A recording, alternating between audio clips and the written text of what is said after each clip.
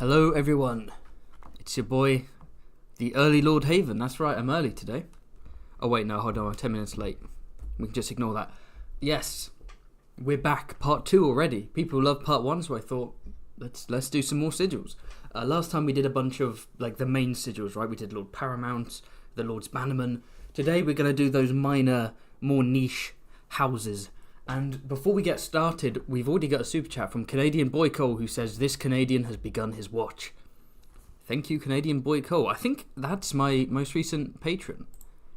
He's a real laugh. We had some fun in a voice chat a couple of days ago. Hello, welcome to the chat, welcome to the stream.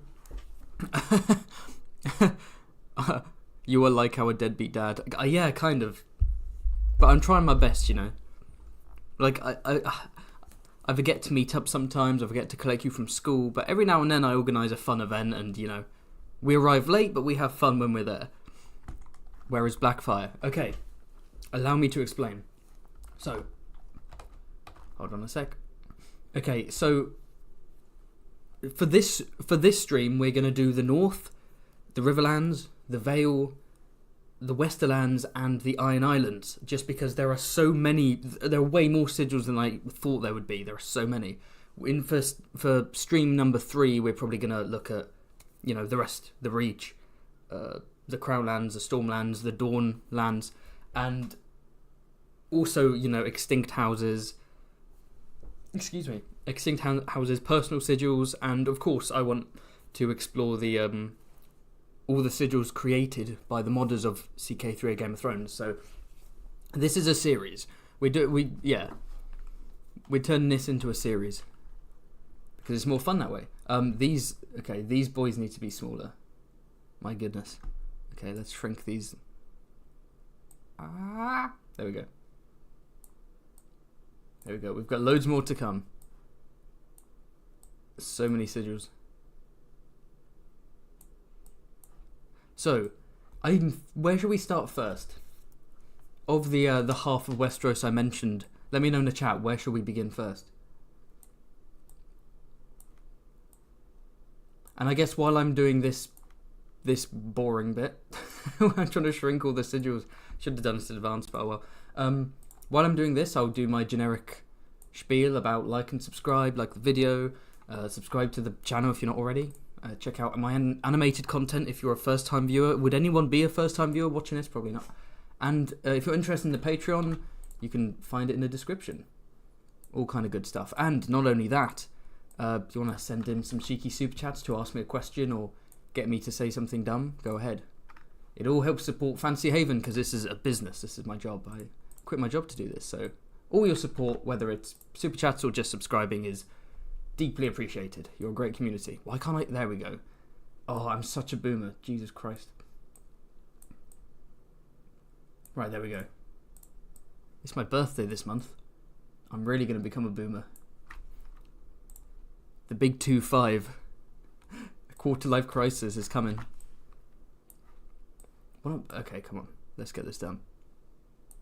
Last stream, people seemed to think it was acceptable to send in super chats to bribe me. I can now say that having been audited by YouTube, I will no longer be accepting bribes to put sigils in certain tiers. Definitely not. However, if you do want to send me a bribe, you know, just don't say the word bribe and we can all get away scot-free, you know what I'm saying? Okay, shrink the boys. There we are.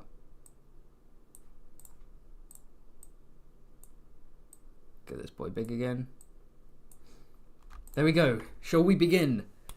That was a nice little preamble. Okay, we've got about 80 people in now, so I think we can begin now. Shall we go? Okay, cool. What have people said? We've got North, Westerlands, House Crab. Thank you for the super chat from Coleshot, who says, "Where is Forrester and Whitehill?"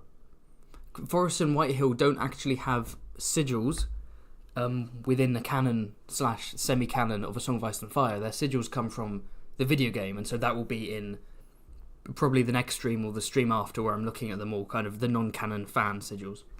But they will be coming.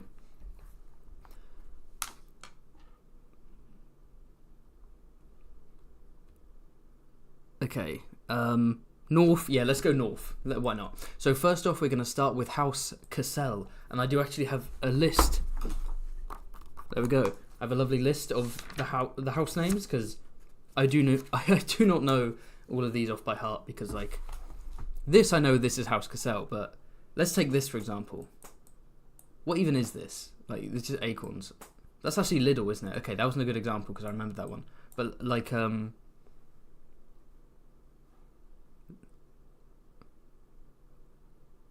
this. What's this? No idea. But I've got my cheeky list. Right, so House Cassel, Bannerman of House Stark. So straight off the bat we have similarities with the House Stark sigil. So the House Stark sigil being the grey direwolf on white. Here we have a bunch of white direwolf heads on grey with a black border. So because the Cassels are direct vassals of the Starks, the implication there is they could be some sort of offshoot, a junior cadet branch perhaps, or even a bastard branch, right? Because we see with bastard sigils in Westeros, oftentimes the colours of the sigil are inverted. So for example, most famously, Daemon Blackfire took the sigil of a black dragon on red instead of a red dragon on black. I don't know why I said dragon in such a weird way. And then see, what's his name? Walder Frey's eldest bastard, Walder Rivers, that's it. How could I forget his name? It's literally Walder. Anyway, so Walder Rivers, he takes the sigil of the inverted colours of House Frey, right? So House Frey is the blue twin towers of Frey on silver. He has the silver towers on blue, and he also has a red bent sinister through it. But anyway, the colours are inverted, which implies maybe the Cassels are descended from some Stark cadet branch. So it's got the link to the Starks. It's got that iconic northern animalistic imagery, the wolves. We've got grey, black, white. Again, no pun intended, but very stark colours. I think it's, for the north, it's pretty cool. It's quite a cute sigil. It doesn't stand out. I can't put it on the same tier as House Stark, but I might just go a nice average C. I think it's a decent sigil for, where it is geographically, what it represents. It's a cool little sigil there. Let me zoom in a little bit, shall I? There we go. So where are we going next? Next up we have this house, House Condon. Someone commented on my North Houses Explained, right? The CK3, every Northern House Explained, saying Condon means condom in my language, and a load of laughing emojis, and I was like, good on you. That's great to know. So here we have 2 red tridents, and what's this head meant to be? Is this a griffin head? Is this a... Let's see this. Let's see what this is. Someone commented that my searching is so intense that it sounds like I'm hacking into the mainframe. It's an eagle. Yeah, just a plain old eagle. Okay. See, this sigil doesn't scream north to me. This doesn't. This looks like a Well, I think I'm just It makes me think of the Connington sigil. Griffins, I very much associate with the south of Westeros. I think specifically because we know of the kind of beasts that are in the north, both mythological and for real. And I think the only and then you look in the south and you have House Connington that has a griffin sigil, and you have House Mallister with the eagle. Sorry, but the north, they don't tend to have bird-related sigils, right? Like falcons and eagles, and they don't have any griffins or anything. So this bird head, and also the colour scheme, the red on white. If I were to look at this and instantly guess, I would say that's a southern house. It doesn't seem to fit. The north usually has... It's a lot, like I said, it's kind of darker, earthier colours, and yeah. To me, it just doesn't... Am I going crazy? What do you think?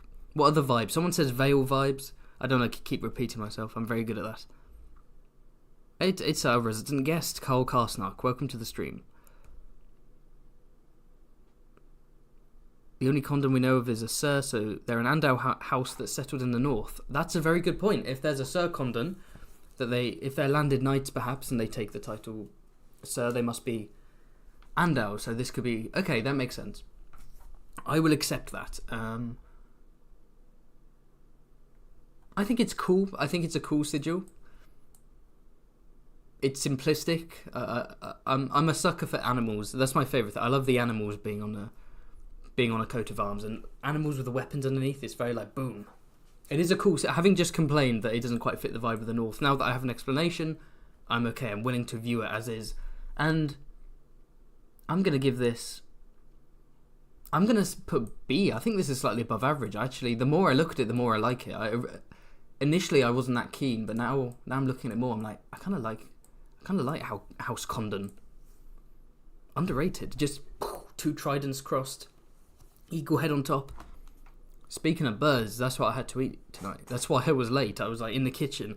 I was cooking furiously, having some white rice, having some lemon soy sauce, lemony sauce thing, and then I had a air fried chicken. Get some chicken, get some corn flour, some ginger, bit of salt, mix the chicken in it, put it in the air fryer for a bit. Boom! There you got fried chicken, nice and healthy. Cut it up, put it on the rice. You got the lemony chicken. Oh, lovely Asian meal, homemade. Of course, by the time I'd finished it, I looked at the time and it was like 2 minutes to 7. I was like, oh shit. So I was like desperately running through the house trying to like set everything up on my PC, close my DaVinci, because I'm working on that Royce video. That's what I revealed at the end of last stream. House Royce explained, the history of House Royce. That's what I'll call it. Maybe I should throw the word animated into my titles, like the animated history of House Royce. Anyway, that's coming out later this week. I went on a big tangent. See, this is why I'm only doing like 4 regions of Westeros. I couldn't do all of them because we would be here for 5 hours. Because every sigil I'd go on some unrelated tangent. Okay, let's move on to the next one. This is. Let me check my notes House Fern. This is House Fern. That's cute. So we got. Let's see what these boys are. Okay, well, it turns out typing in House Fern just shows you a bunch of plants that you can buy for your house. There isn't a House Fern. Oh, House Fen. Okay, I misread my own handwriting. My handwriting's so shit that I thought I wrote... No, House Fen. Okay. So these are 3 black water lilies on pale violet. And they are cranigmen. Okay, yeah, so that is something we have to take into account. They're from the neck. The swampy marshlands, where the frog eaters come from. And so they tend to have more... we've got the alligator on that kind of murky green. And here we have water lilies, of course, representing that sort of... that wet, marshy vibe. The colours are interesting. There's no green. There's no sort of naturalistic colours. It's black on purple. And this isn't necessarily a thing in A Song of Ice and Fire, but purple is so often associated with royalty, I believe, or at least super wealthy nobles and aristocrats, because it was so expensive. I correct me if I'm wrong, and I'm sure people will in the comments, so please go ahead. I love that stuff. I love all the historical corrections. But I think purple was the most expensive colour to get back in like medieval times, in terms of, purple dye, purple clothing. It's the most expensive. Speaking of fun comments, on my last stream, someone commented that pink are not associated with femininity in medieval times, right? Again, relatively new thing. It was just seen as a shade of red, and red was associated with masculinity, whereas blue was more of a feminine colour. Blue was more associated with femininity because it was linked to the Virgin Mary. But yes, we have House Fen. I do like. I mean, I like purple. Look at this. Look up here. Dane, Winch, Brax, Faring, Malister. Dondarrion. Purple's a great colour for aristocratic stuff, and black and purple is a great colour combo. And the 3 black lilies, I love that. I love taking lilies and being like, what colour should we make them? Just black. It looks great. It looks great, honestly. I'm really liking this. Maybe I'm in a good mood today. Maybe with some tasty chicken. I'm gonna go. See, I feel like I'm letting the houses influence me too much, because House Fen is like a non-house. We barely know anything about it other than the name and that it's from the neck. It almost makes me want to put it lower, because it's like, well, they're not big. But it does. This is the sigil. Not in a vacuum. We're looking at the context of, where it is geographically and so on. But I can't underrate it just because it's like a small house. So I'm going to go... I'm going to go B with this one as well. That's a cool-ass sigil. Maybe I'm being too kind in my old age. I'm nearly 25. My back's aching, my bones are creaking. Thank you for the super chat. Once again, from Canadian Boy Cole. Thank you so much. Who says, I, quote-unquote, lobby you to put it in A. Ah, well, if you know, lobbying is perfectly illegal, so if you want me to put it in A, I'll put it in A. You know, you're paying me. You know, there's even if anyone were watching, it's kids. You know, it's all fine. I don't know why are you suggesting? What do you mean? It's not a bribe. Oh, no one said that. Oh, I'm not getting paranoid, I swear. This one in A or this one in A? I don't know when you sent your super chat. I'm going to assume you're talking about this. So this will temporarily go in A because someone legally went through various political channels to lobby me and have some deep discussions about the placement of this sigil. And at the time, you know, we had dinner, or at least we didn't have dinner, but we would have had dinner, and the price of that dinner ended up in my pocket instead of on the plate. So you could call it a bribe, I guess, if you were being a nerd. But no nerds here. Only cool kids. All right, have I dug that joke into the grave? I think I have. Let's carry on. So next up we have House Flint of which one? There are 3 Flint houses. The one that doesn't have a sigil is the Flint branch that are in the northern mountains. Right, that doesn't have a sigil, but this is Flint of Flint's Finger. So we have a stone hand, and on white, I'm not entirely sure what this thing is. They're probably all these different shapes in the background probably have official names and titles. And then we have black and grey in the background. Again, it does feel northern. It does feel, for lack of a better word, stark. But it is very boring. It is kind of boring. It's not the worst thing ever, but like, see, looking at some of these, yeah, no, I'm gonna go D tier. This is kind of D tier. It's okay. It's just doesn't interest me that much personally. However, we got a brighter one here. Here we have Flint of Widow's Watch, a cadet branch. So this is a trippy one. We've got a bunch of waves and a like a yellow sky, and then 2 eyes above the waves staring ominously, menacingly. What are we saying for this one then? Yeah, jump scare. Yeah, let me know in the chat. So again, you're saying it's ugly. Again, I've got to. I can't just take how it looks at. You know, how it looks, because these are based off of a Wiki of Ice and Fire, you know, Microsoft Paint interpretation. So I can't just if I've got to look at how it's described. I've got to look at what it's trying to do, not necessarily what the outcome is. Because, like I said, the Umber sigil is goofy, but the description is cool. So it's just like a case of the interpretation being a bit goofy. So I can't. I'm trying to imagine this. Let's say a cooler medieval sigil where you've got the waves going, you've got a yellow background, eyes on top. The yellow and blue I'm not a fan of for this. It is quite an assault on the eyes. It's quite garish. I like the concept of waves, like the coat of arms being waves and eyes, because it's Widow's Watch, right? And it's on the coast. So I like the concept a lot. You're right. It doesn't look good. I'm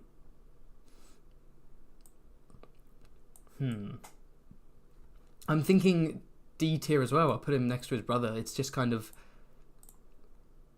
It's just kind of ugly to look at. Yeah. It's too much. There's too much going on.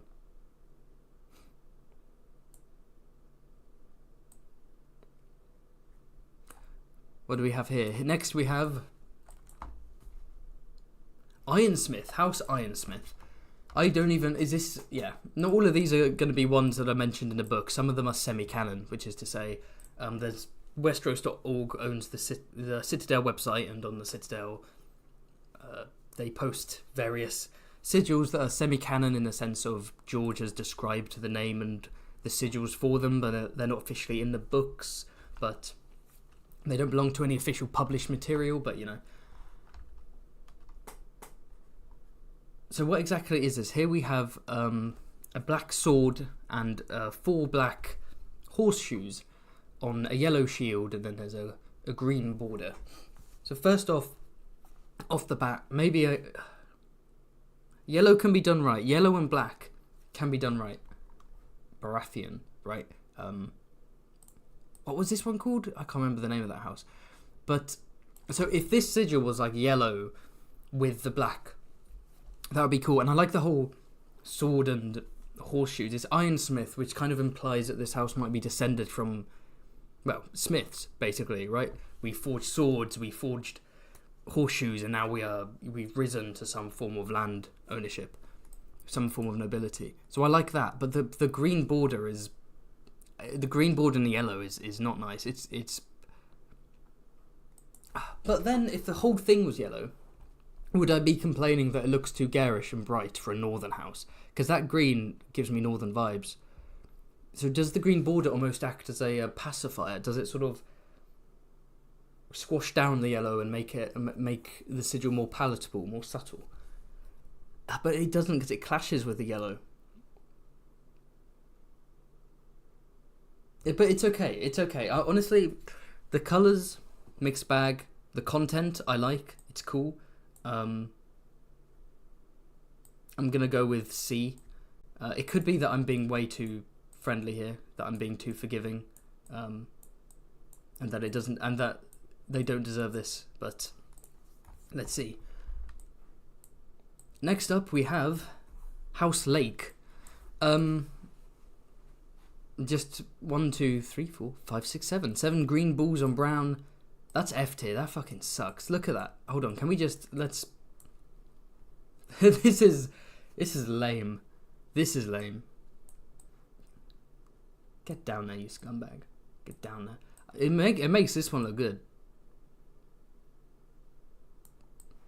The House Swift one. Have I done House Swift dirty by placing them in F? Maybe they don't deserve it. F tier. People are agreeing with me. Yeah, that one sucked. Ironsmith is not spelt with a Y, fortunately. This is House, my notes say, Lightfoot. A bunch of white footprints on brown. Oh, that's F for me. That's just... Yeah. Yeah. Meh. That's very minor house vibes, you know, that's very like...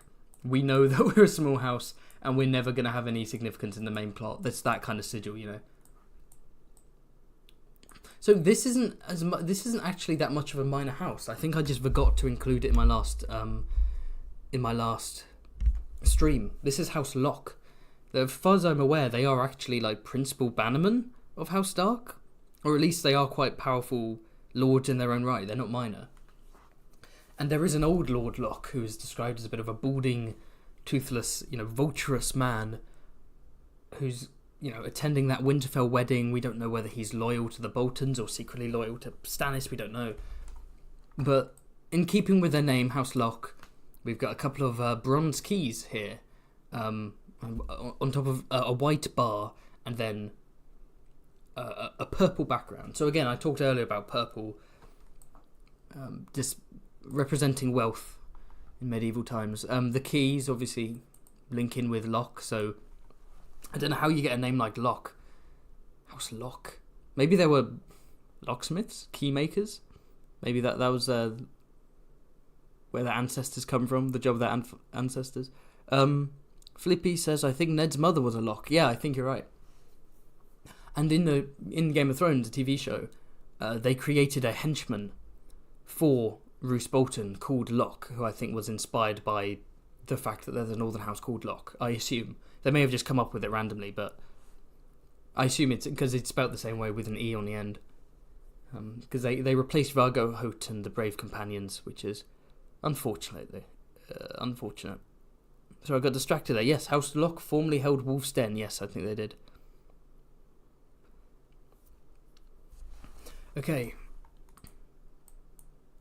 Okay, so how do I like it? Again, it's the white and the purple that don't give it northern vibes, but other than that, I do like this sigil. Having a couple of keys is sort of mysterious. It's interesting. It's like what's the boast here, you know? What is this denoting? Is this about your ancestry? Is there some kind of myth associated with your family regarding keys and locks and things being hidden, buried away? I don't know, I like it.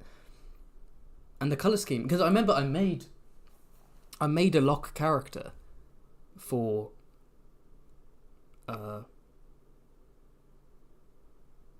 Red Wedding video, my ancient, it's not that old, the Twisted Genius of the Red Wedding one, where there is a, I don't know if he's named, but there is a lock. Is it Donald Lock? I don't know. There's a lock who's killed. And so I had to design him, and I was like, okay, what colours should I give him? And I looked up the sigil, and I was like, oh, okay. So what everyone else is wearing sort of, colour schemes you'd associate more with the North. I had this one character wearing white and purple, and he massively stood out, and I was like, that's kind of weird, but maybe I'm putting too much thought into the colours and where they belong. Like, there aren't any colours that specifically belong in any region, that's silly. So let's go with, I'm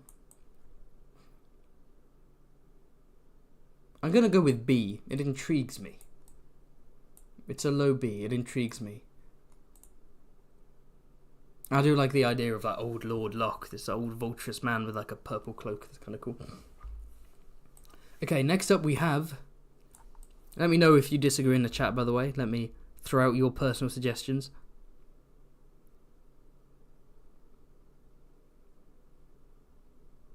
Okay, so... What's this one? Let's check it. House Marsh. So I think this has to be another Cranagman house. I don't know if I don't think that's ever actually explicitly stated. I think people imply it. And in the Game of Thrones mod, they have House Marsh bordering the neck. And the only Marsh we know of is Bowen Marsh, the Lord Steward of the Night's Watch. But yeah, here we have 1, 2, 3, 4, 5, 6, 7, 8, 9, 10 green frogs on yellow. Yeah, frogs on a sigil, kind of lame. They're Cranagmen, so it fits, but so it's not F because like there's a reason behind it, right? They are the frog eaters, if the phrase are to be believed. But I'm gonna go E. They're just a bunch of frogs. Put the frog away. There we are, frog. Okay, what have we got next? This is House Mullen. House Mullen. So Hallis Mullen must be from this house.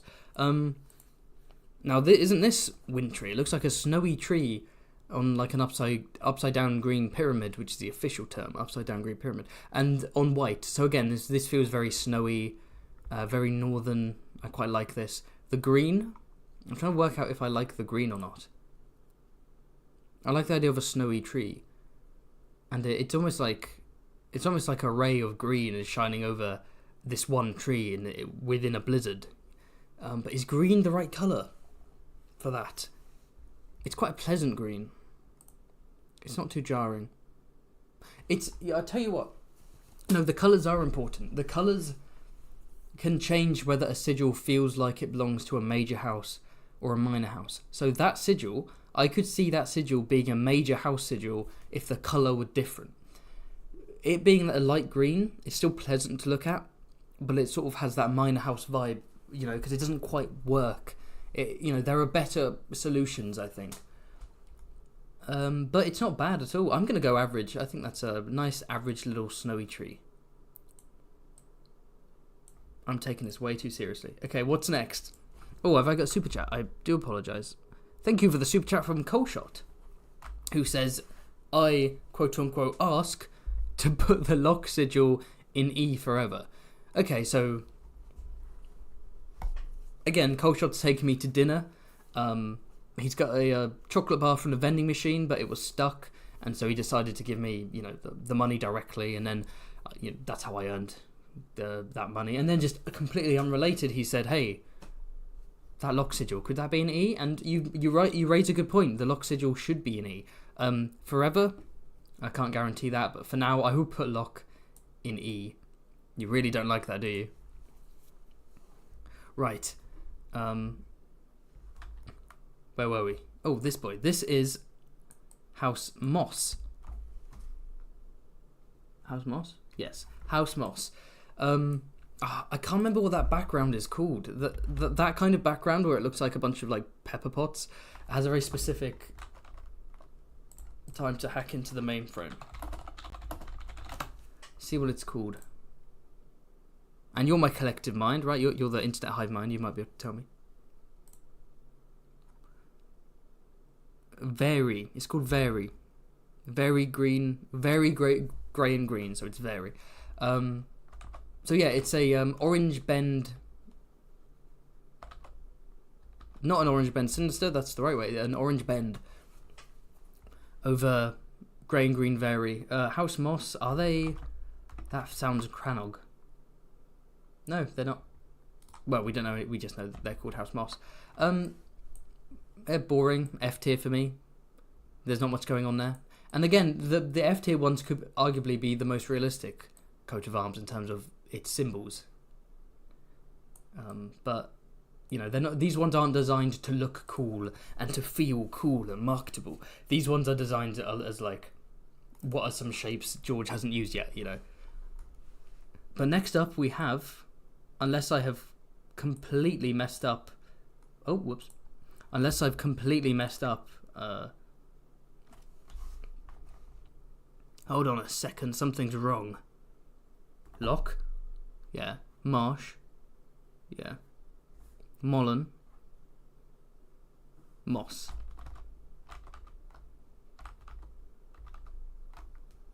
Is that the right sigil? That isn't. No, that's the right sigil.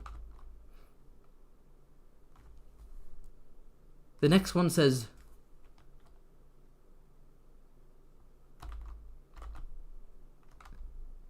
Next one says House Overton. That doesn't sound right. I didn't... okay, I didn't save this one. Well, there we go. I thought something felt fishy. There we go. House Overton. Renowned for making wonderful windows. Okay, this is a weird one. We've got like two black bars. Well, we got like two black bars at the top and the bottom, and then we've got yellow and white checkered. How does it make me feel? I don't like it. Down we go. Dislike. Dislike the Overton sigil. Let me just shift that. There we go. Next up we have... So, the next two ones, let's bring them up together. Now we have the two Scargosi sigils.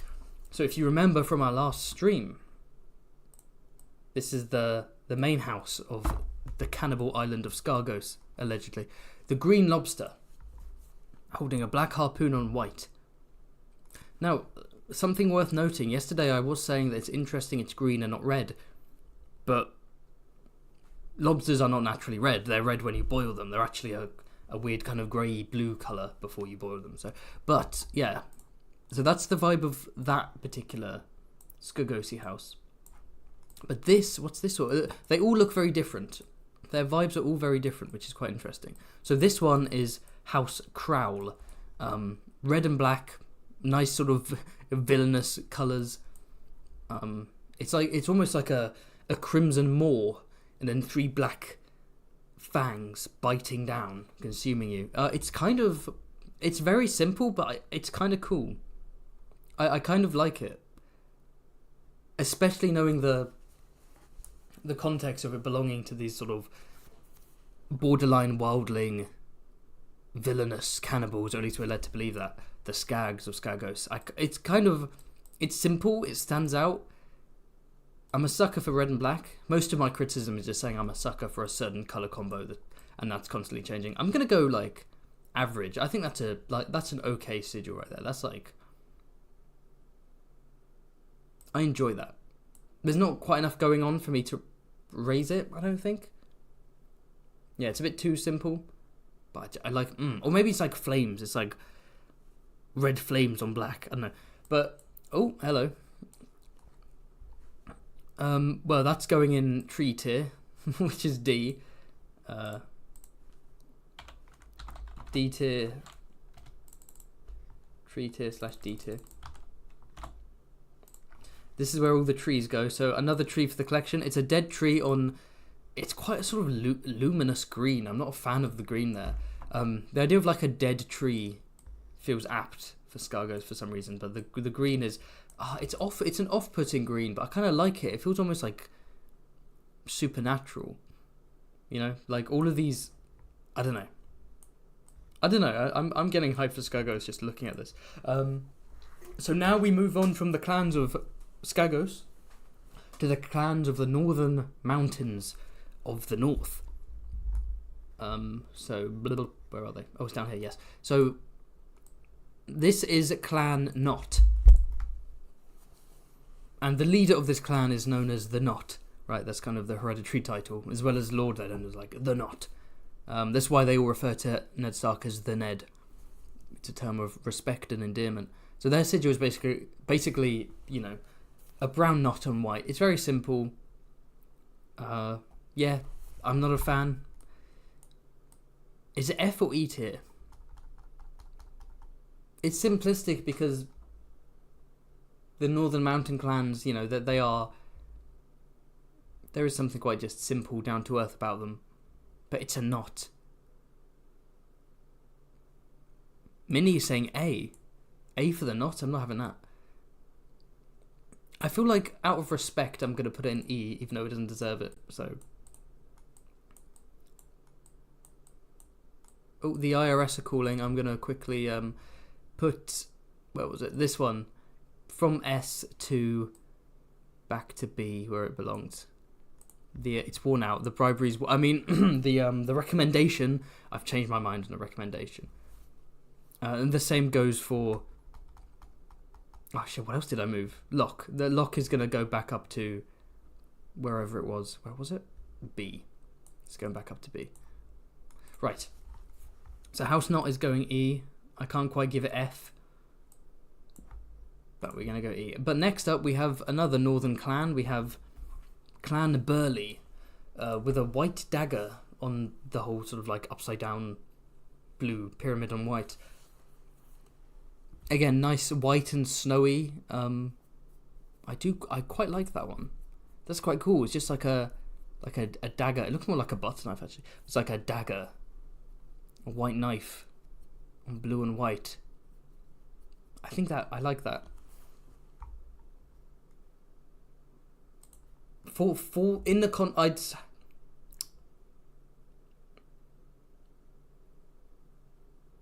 I'm gonna I want to say C. Part of me wants to say C.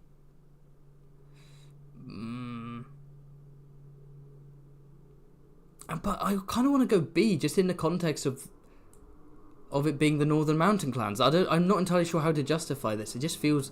I think it's just really aesthetic. I just like it. I like the vibe. I just like it.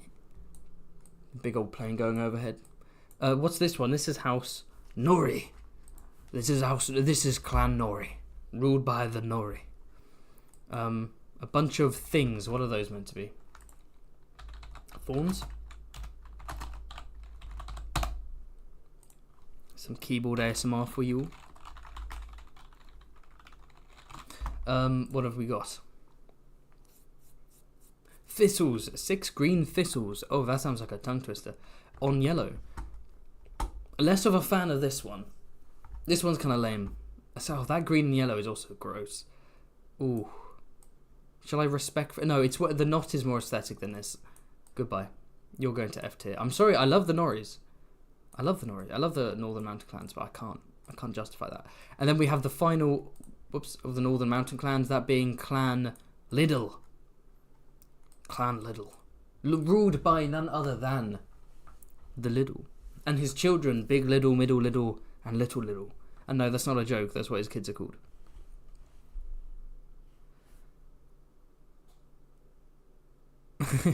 Jesus, say thistles again. Why? Did I say it weirdly? Thistles. 6 green thistles. That does sound like a tongue twister, doesn't it? So here we have 3 pine cones. Oh, it's like a sideways forest. It's like a snowy sideways forest with pine cones on it and a green sky. Oh, I like that. That's cute. It doesn't quite snatch me as much as the dagger one, so I'm going to go C. That's a nice aesthetic Northern Mountain Clan sigil. I'm going to put that there. And now we are done. Goodbye. Thanks for watching this live stream. If you enjoyed the video, feel free to like. Hold on a second, we're not finished. We've got the Riverlands next, so we're going to go down south to the Riverlands. I assume you want to do the Riverlands next. Actually, no, you get to decide what order are we going in.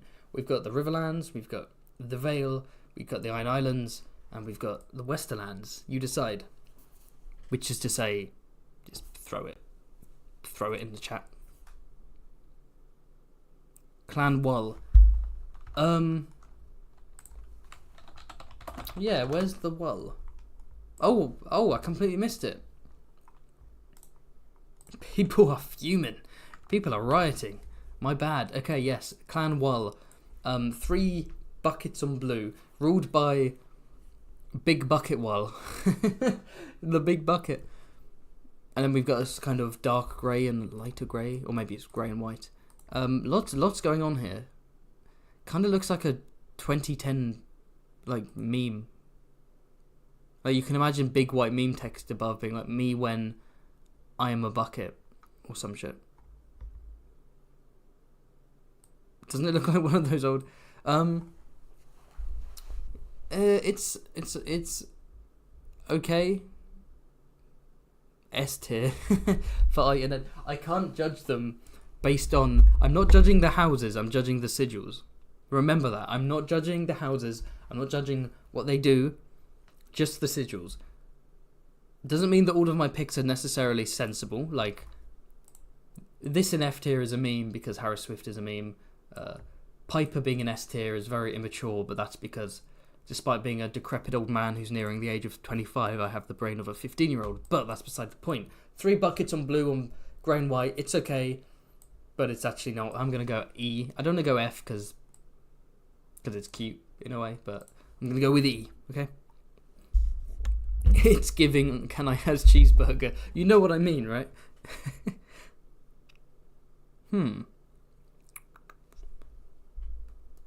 Right, next up we have... Ooh.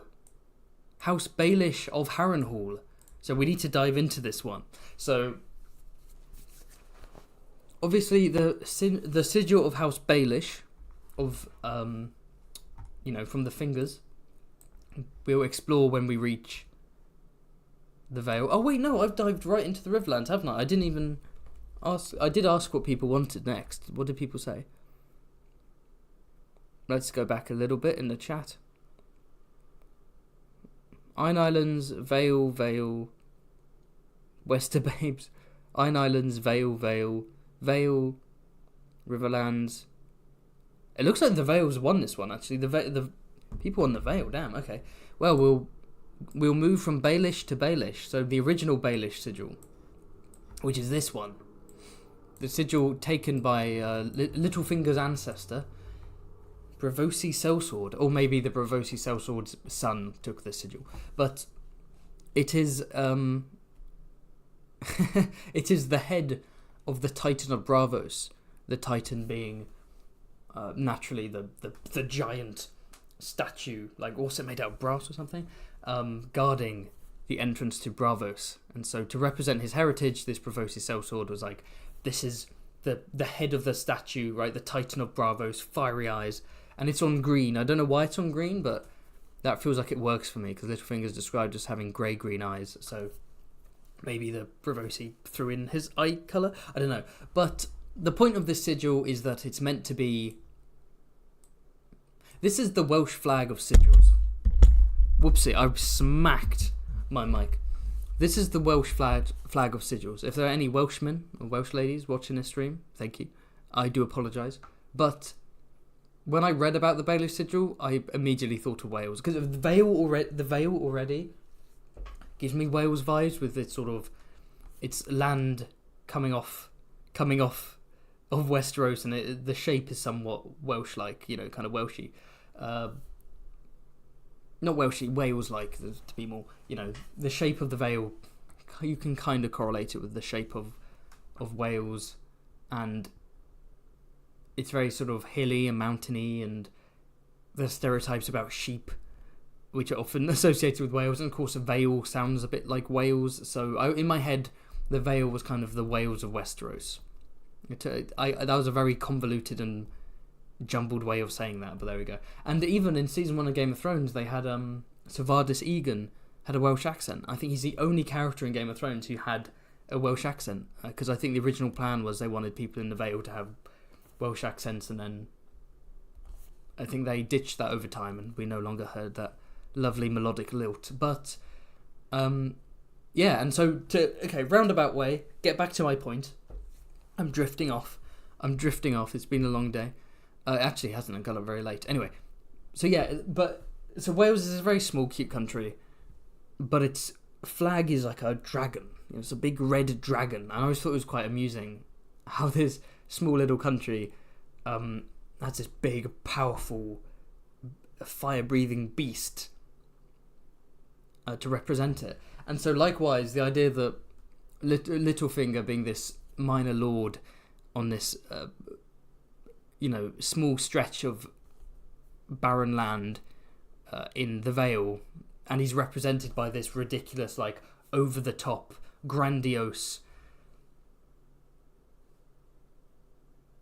like, powerful sigil. It's just like a titan with flaming eyes. It's so over the top, and it doesn't fit him at all, because he is underhanded, he is subtle, he is sneaky. He's not a warrior. He fights with information and with coin and with his smarts and so on. And so that's why he changes it, so that his personal coat of arms, which we'll look at in the personal coat of arms stream later, whatever, his personal is a mockingbird, because it's far more subtle. This is the opposite of subtle, and I always liked that. And in my head, I'm probably making this up, right? This probably is intentional, but it always gave me Welsh dragon vibes. But in terms of what it represents, it's a really cool sigil. Or at least what I read into it. In terms of what it's based on, right, that Bravosi heritage is cool. Does it look good? I mean, a big old titan with flaming eyes is a cool, scary coat of arms. And the green isn't so cool. That shade of green in particular, like, you could have a different coloured background to make this pop more. But I do like it. I like what it represents for House Baelish. Of course, there's all kind of foreshadowing in terms of Sansa slaying a giant. People think Baelish represents the giant because his sigil is like a titan's head. And there are theories that, like, Littlefinger will be beheaded, and then, his head will be like his sigil. It will be the titan's head. He's a titan in terms of his intellect and the effect he's had on Westeros, but also in terms of his house. And yeah, I like what it represents. I like how it looks. I'm going to go B. I would say, based on how it looks, I'd say C. It's like average. It's like, yeah, it's a cool helmet, a cool head. But I'm going to go B just because of what it represents. I think it's kind of, yeah. Does it fit Littlefinger? No, but that's the point, right? That's what makes it interesting. What do we think? Don't forget Aidan Gillen steadily dropping his RP for his natural Irish accent in later seasons. Steadily? I wouldn't call it steadily. I'd call it season 1. Ah, Lord Stark. Welcome to King's Landing. Follow me. Distrusting me was the wisest thing you've done since you stepped off your horse. I did warn you not to trust me. That's Littlefinger in season 1. Season 2, he starts off with the same accent. He's like, knowledge is power. And then as the season goes on, suddenly, Harrenhal, I suppose that's off the table as well. I don't like being made a fool of, dwarf. It's like, what the where did you come? Who are you? Why did Littlefinger go from having a generic, Southern English accent and received pronunciation to, like, having this, like, deep Irish horse voice? Like, what's going on? And then season 3, it gets worse. And then season 8 is, like, the peak of ridiculousness for his accent, I think. Not season 8, sorry, season 4. Season 4 is when he's, like, on the boat and he rescues Sansa, and he's like, are you okay, Shanja? Good. A man with no motive is a man. Is a Batman. I'm Batman. Right? Like, it's like, what what happened to his voice? I've only loved one woman. My entire life. Only one. Your sister. Shanja, please. Okay, that's enough. He did tone down a bit later on. He toned down somewhat. But he's still... Yeah. I don't understand it. They were foreshadowing his throat getting cut by making his voice raspy. Shanja. The Harrenhal line, that's when I first noticed it. We're watching season 2 for the first time, because I jumped into the show like before season 6, and so like I had the box set for 1 till 5, and I was watching through it, and I just remember being really shocked when he was like, when he like angrily charges up to Tyrion and goes, "I don't like being made a fool of, dwarf." And I was like, why are you, what? This man's Irish? What other Littlefinger quotes are there? Well, there's that one in season 7 when he's like, Shanja, be everywhere at once, but at different times as well. Be in your own mind, be in everyone else's mind. Understand, be 2 steps ahead, move your rook left instead of right, go diagonally with the bishop. Play chess when they're playing checkers, Shanja. In your mind, in time and space, be everywhere, be prepared. Know your pawns, know they have motivations. Move from A to B without even acknowledging C. Shanja, this is how you become a mastermind like me.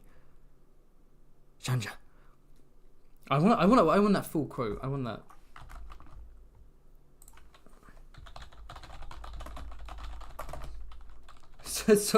Sorry for the tangent. Fight every battle. Here we go.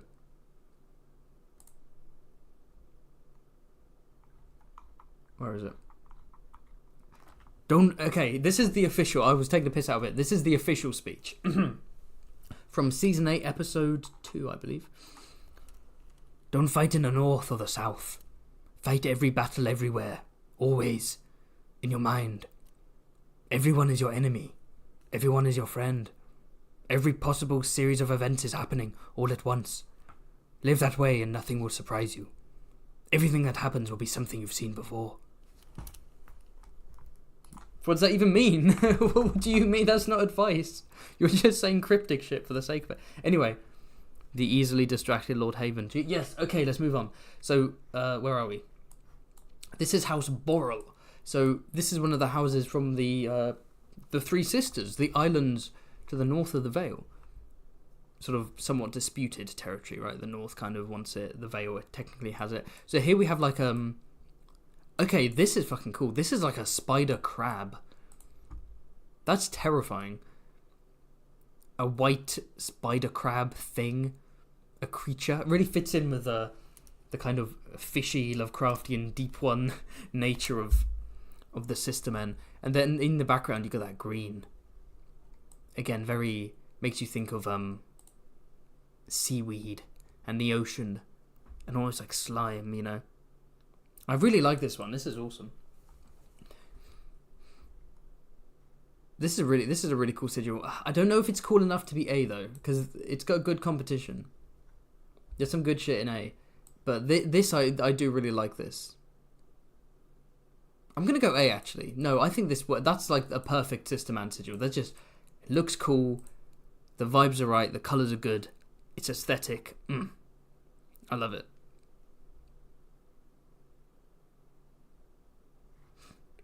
I'm glad people agree the crabbies are cool. We're moving on from a spider crab to this house. This is House Coldwater from the Vale.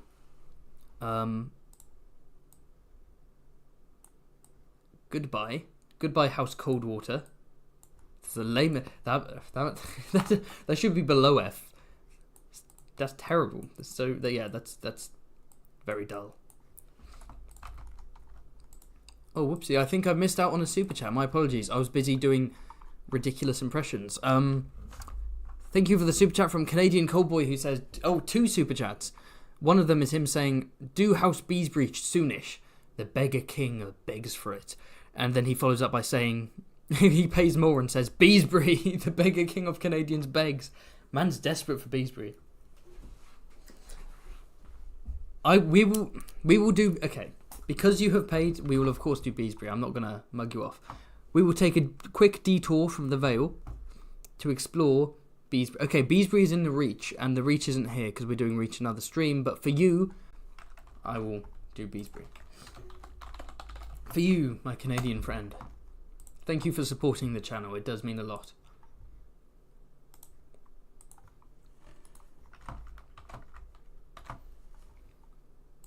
I don't know how much people know about Haven Law, but like, I had a stable job, like not a super well-paying job, but like a stable, chill job, and I quit it in a bout of madness, and then decided to do YouTube instead, which is the most insane thing anyone could do.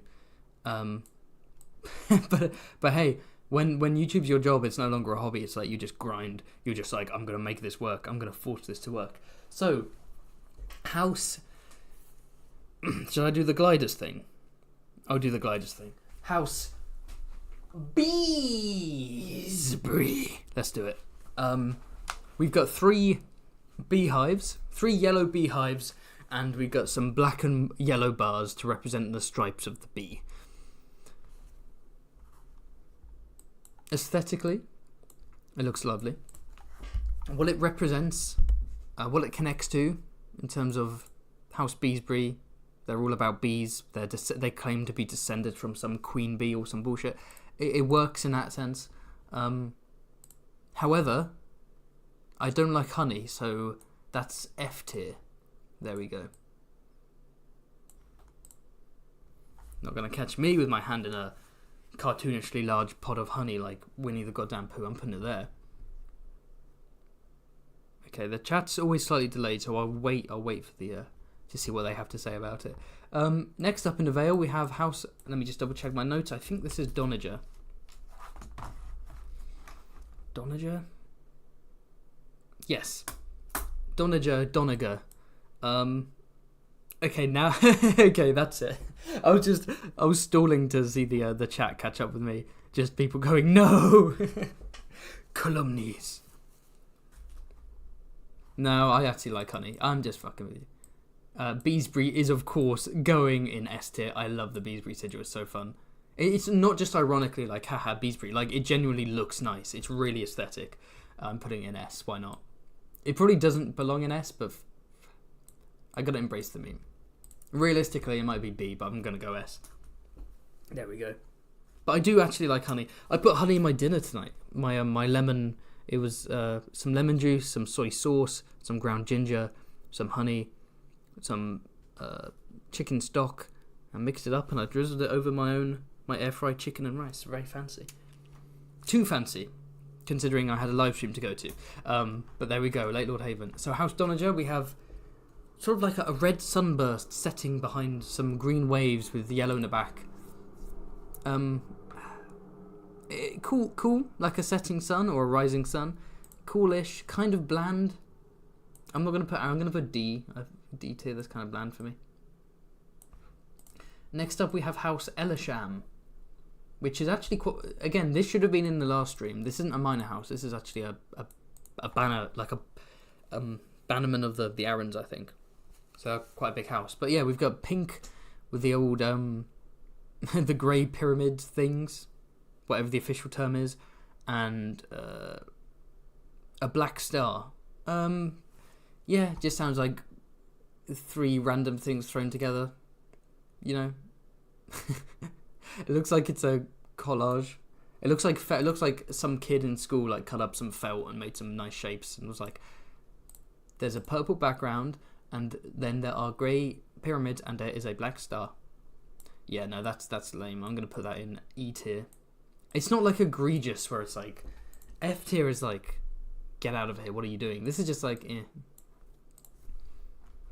Next up, we have House Harding, home to our handsome boy, Harry the Heir. I will never understand British cuisine. I mean, to be fair, it's not British cuisine, it's Asian cuisine. It's an Asian Chinese, it's an Asian chicken meal, or at least Asian influenced chicken meal. It's like making your own fried chicken with the air fryer, make your own sort of Asian inspired sauce and so on. It's a bastardization for sure. It's because for Christmas I got a cookbook that was like an air fryer cookbook, and it's all low calorie. Everything in that, every recipe in that is below 400 calories. It's like, ooh, some good stuff. People are saying F and E. Croatia tier. It's simple, but I like it. The color scheme works. That's the thing. Something like, I don't know. It is simple, but the red and white goes really well together, and especially with as diamonds, the checkered look. I really like that. So that's not gonna go low for me. I might go C. I'm gonna go C. I just think it's aesthetic. I do think it's kind of dull, but shout out to me on my CK3 Every Vale House Explained, where I talk about House Harding, and I literally the sigil is in front of my eyes, and I'm like, anyway, yeah, here's the Harding sigil. It's blue and white. Blue, like, ugh. Bro, I don't know what's going on in my head half the time. I'm a slut for red. I kind of am. You probably noticed what colours I'm into. But yeah, there we go. Next up, we have everyone's favourite house, House Lips. But before we go into House Lips, we have a Chunga super chat from Canadian Boy Cole. Holy shit. Is this a new... Yeah, Andre, you've got some competition. I don't know if you're watching this stream, Andre, but we've got a new sugar daddy in town. Thank you so much for the $100. That's insane. Canadian Boy Cole says, thanks for doing Beesbury. The Beggar King is happy. Beesbury deserves its S. Keep up the good content and the fun streams. Here, have some Canadian casino winnings as a gift. Buy some money with it. So, thanks, Haven, for the videos. The Beggar King of Canada. Thank you so much, Beggar King. My latest patron. So I had a chat with him on the voice chat, because we do some voice chat sessions on the Patreon Discord, and we had some laughs doing some Death Trap Dungeon and stuff. Thank you so much. This means a lot to me. This is an insane contribution to the channel. I don't know how to respond. It's incredible. Thank you so much for being my sugar daddy. Does anyone else watch live streams of bigger YouTubers and they get $100 and they barely acknowledge it? They're like, thanks for the super chat, cool, and then they carry on. And it's like, dude, someone just gave you so much. Respond to them, appreciate them. I guess I'm never gonna be one of those YouTubers. I'm never gonna be the one that that just ignores super chats or brushes them off. Yeah, whatever. On Twitch when there are subs and people just don't even bother calling them out, not even for 2 seconds. They just ignore it. It's dude. That's the problem with YouTube. You got big egos. Big egos. They don't appreciate the fans, but the fans are what make it. Thank you so much, Canadian Boy Cole. You're a legend. Long live House Beesbury. Long live Canada? Question mark? Long live Canada. So, House Lips. Ossifer Lips is the one lips we know of. In the CK3 mod, there's a dick on lips, who's personally my favourite character. Yeah, this is just a pair of pink lips on blue. It's fucking dumb. It's just dumb. I won't put it in F because, it's so dumb it's kind of funny. It's not boring. It's just why are there a pair of lips? What is this house, how did you get this sigil? How did you get this name? What's the origin of House Lips? Sounds like George was just running out of ideas. House Lips in E tier. It's dumb, but it's kind of funny. It's goofy. It's a little bit silly. And it's just a little bit goofy. Okay, House Lindley. House Lindley. A bunch of green snakes on black. Oh, I told you I love green on black. And it's a proper rich green on black with red tongues. Where shall I put this? I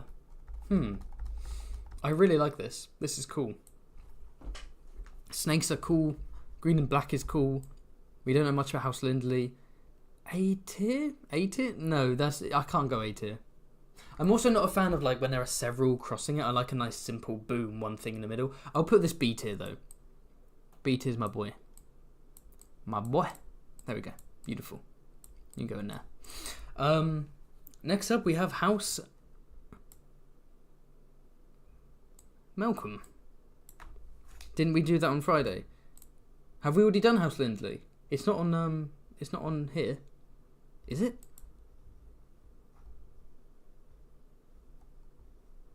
I'm going crazy. No, there's no House Lindley here. I may have deleted it. It may have been up and I like delete. No. We did a bunch of snakes before. We've done snakes. Like, House Will, the snake biting the heel. I can't see it on here. I think you're going crazy. I think I'm going crazy. The snakes. Was it genuinely casino winnings? That's quite funny. This man hit bigger the casinos. I'm gonna give it to Fantasy Haven. I respect it. I appreciate it a lot. Okay,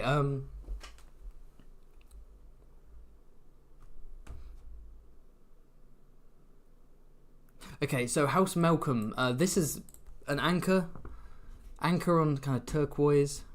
And the thing is, the anchor on turquoise by itself, that's quite cool. That's quite a vibe for like a seafaring house or a port house or a, an island house. But then you got to ruin it with this gross, like, a yellow bar and then like blue. Oh, so garish. Blue balls on top. I'm gonna have to. If it weren't for the top, I'd go B. Those things bring it down by like 2. This has to go D tier. It ruins it. It ruins the vibe. Ruins the vibe. What am I doing? This is my life. Why am I doing this? Next up, we have House. Oh, remember more? Am I right? More. Yes. Oh, I'm kind of remembering it. I'm remembering more than I thought I would. The top looks like portholes. Yeah, it just doesn't work. House Moore. So Samandon Moore being the borderline psychopathic member of the Kingsguard who gets drowned by Podrick after trying to murder, what's his name? Tyrion. Yeah, what's his name? Tyrion. Yeah, he's that minor character. So this is 3 arrowheads, 3 bronze arrowheads on white, that white shield where the thingies are popping out, and a bronze border. Nice, simple aesthetic, cool. A C, it's average. It's C. I like it. It's fine. It's cool. The colours are all nice. Next up we have, curious, very curious. What's this one? This is House Prior, apparently. House Prior.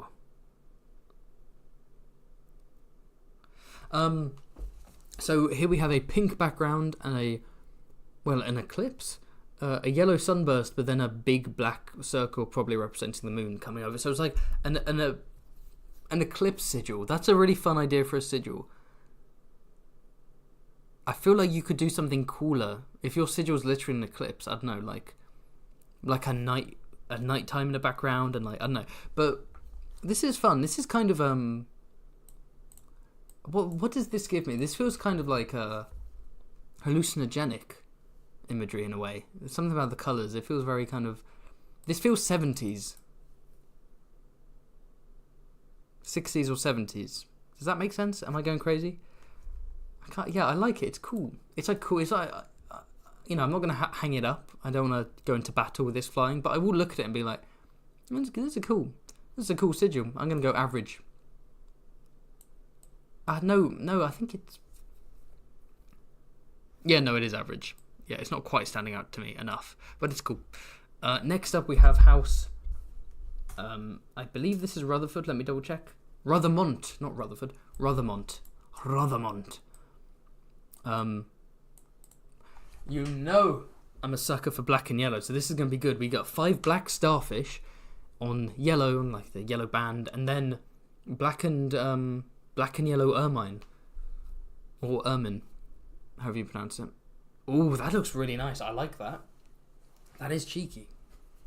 It's an interesting combo, the ermine with the starfish. Oh, I like that. There's too much going on. There is too much going on, but the yellow and black makes it look nice. I don't know.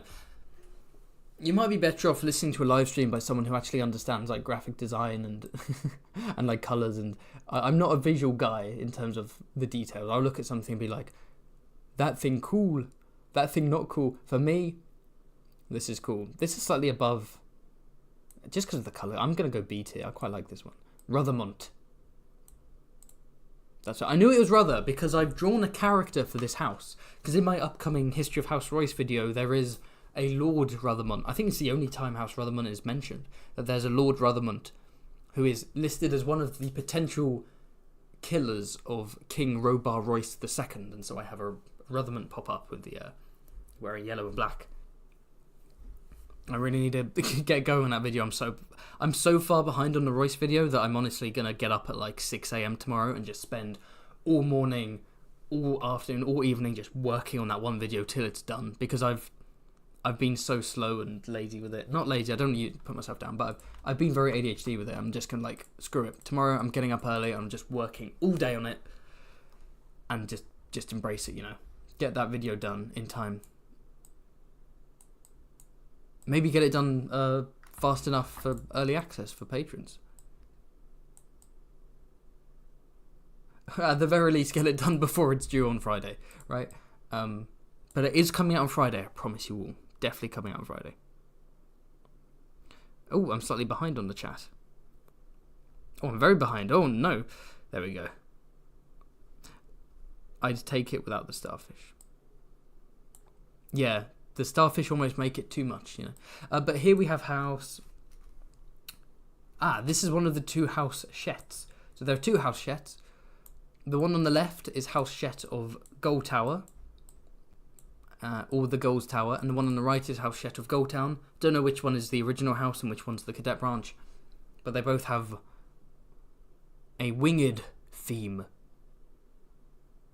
A birdie theme. We've got 3 golden wings on... black and white checkered field. This is cool. This yeah. I like the chess vibes with that background. And then we have a bunch of seagulls on brown. So first off, the seagulls on brown is worse. Like that looks very boring. But I do appreciate that they're called House Shet, and so what a better background colour to have than brown. Also, can we address the fact that House Shet and House Tollet, aka Shit and Toilet, are the vassals for House Royce? So what is George implying by this? Anyway, this, you can go on like F tier. You fucking suck. The pooey birds go down there. But then we have some gorgeous golden wings on that kind of checkered chessboard. That looks very nice. I'm thinking B tier. My gut instinct says B tier. What do you think? Yeah, chess vibes. Why are you surprised by chess vibes? It's like a chessboard. Checkered black and white. Making me feel crazy.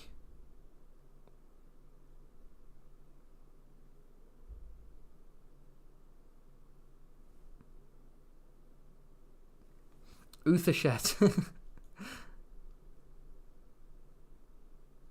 Right. People are saying it has like racing car vibes. That's not what came to my head. Now that you mentioned it has, but I've already voted, so I'm going to move on. I don't want to ruin that sigil for me. So next up we have... This is House Tollet. So moving on from shit to toilet. This is the House of Dolorous Ed. Lame. Very lame. Grey and black. Bleh. Bleh. Bleh. Down you go. The shit and the toilet can go down next to each other. Only the best. Only the most intellectual, erudite discussions on Fantasy Haven. Here we have Upcliff. What's Upcliff? House Upcliff. A very simple, big blue wave on black. Simple, effective, boring. So it's less than C tier. It's too boring. It's not like offensively bad. I'm gonna go D tier. It's just like it is what it is, you know. There's not much going on. Next up, this is House... No, God. This is House of Waxley. Called so, presumably, because we've got a bunch of candles. Simple but dope. People like that one. The one I put on D/tree tier. Damn, people disagree with me. Not boring, minimalist. It's not ugly. No, it's not ugly. It's pleasant. It's actually pleasant to look at. And it is yeah, again, minimalist doesn't mean bad. But it's just not. It's not grabbing me. It's just not grabbing me. Yes, House Waxley. 1, 2, 3, 4, 5, 6. 6 candles on a grey shield with a black border. Yeah, it's okay. Yeah. It's candles. What are candles on your sigil? Candles. Is that D tier? That might be E tier actually. Like it's not insulting. It's just in there. Candles, you know. What next up we have now? This one is super interesting. So this is House. Excuse me. House Widman. This is the final Vale house. House Widman. So the history behind this, I believe, is that there was a knight who unhorsed. There was a big tournament, and he unhorsed members of these houses represented at the top of his sigil. And so here we have a bunch of broken lances to represent his victories in this tournament, and then the sigils of the people he defeated. So clearly, based on this, he defeated House Redfort, House Linderley, House Waynwood, House Brax, and House Lannister. So let me just double check that I got that right and I'm not bullshitting you.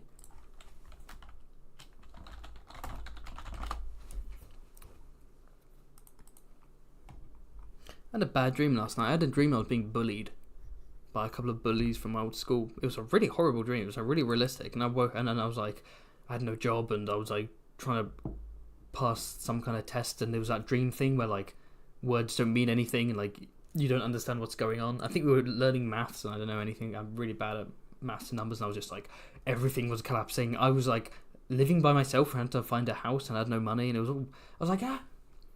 But then like I woke up and I was like, oh, it's one of those, you know, when you have a dream that's so bad that when you wake up you're like, oh, it's not real. Yes, it's not real. I'm a YouTuber. I live in a flat. Yes, okay, I'm not being bullied. I'm not a child being bullied, struggling with math. Oh, beautiful.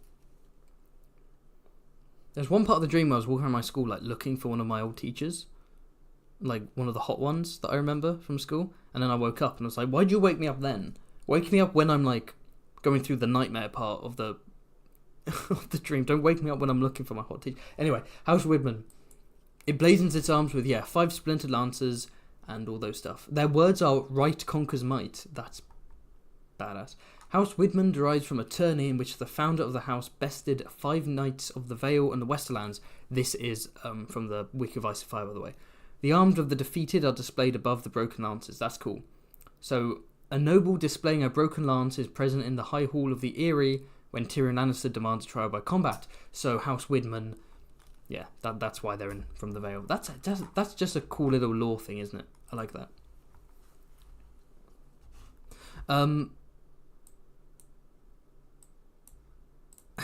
Cool symbolism, but I wouldn't want to be the guy painting that on 500 shields. You're right. Yeah, not very marketable. Not easy to reproduce. What have we got? What do I think? So aesthetically, it's a complete mess. It's like a complete muddled, clustered mess. It's a clusterfuck of a sigil. I've just got to say it. But I really like the story behind it. Like if I just looked at that and it was just there was no story behind it, I would be like, F tier. Like that's just a bunch of nonsense. But the story behind it is so cool. Like it's just a giant brag from a minor house. But like I don't.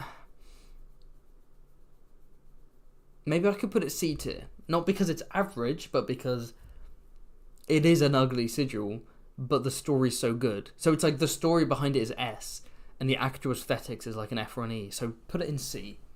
What do we think? Z tier. There's no Z tier, I'm afraid. Or Z tier. Apologies. Ugly but memorable. Just like me. Piss yellow is never good, yeah. If the artist redesigned it, it could be an S. I don't know, it's very,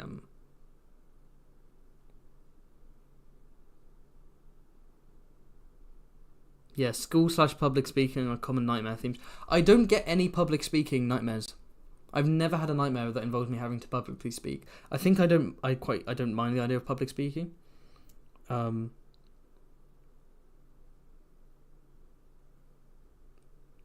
Yeah.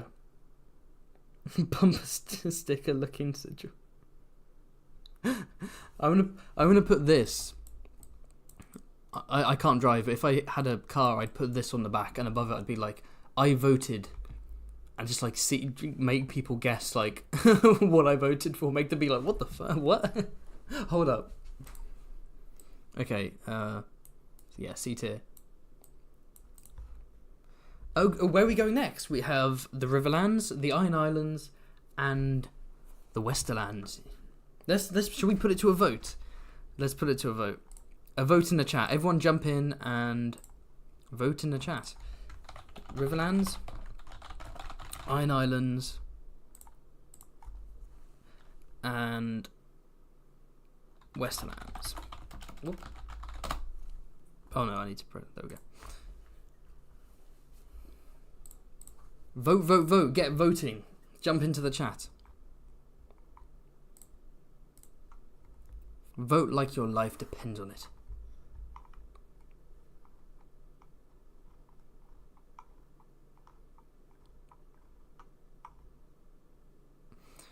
Someone said, I've just noticed how Selmy is an F, and I don't know why. Where's how Selmy? There. Because it's lame. Just some corn, innit? Come on.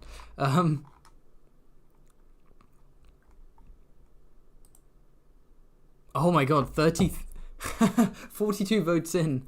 It was drawing at 33 for everyone. Oh, this is a tight race. This is a tight race. Oh, this isn't like the other races. My goodness.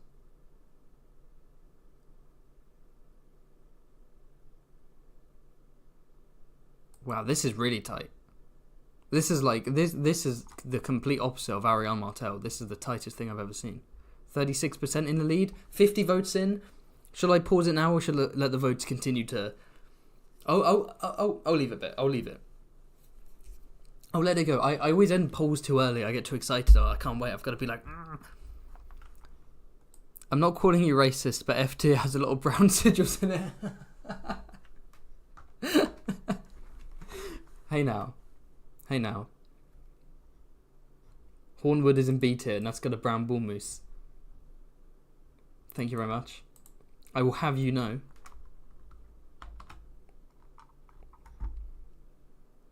If the Iron Islands lose, I will be so salty. The Riverlands are 38%. They've got a decent lead. We've got 58 votes in.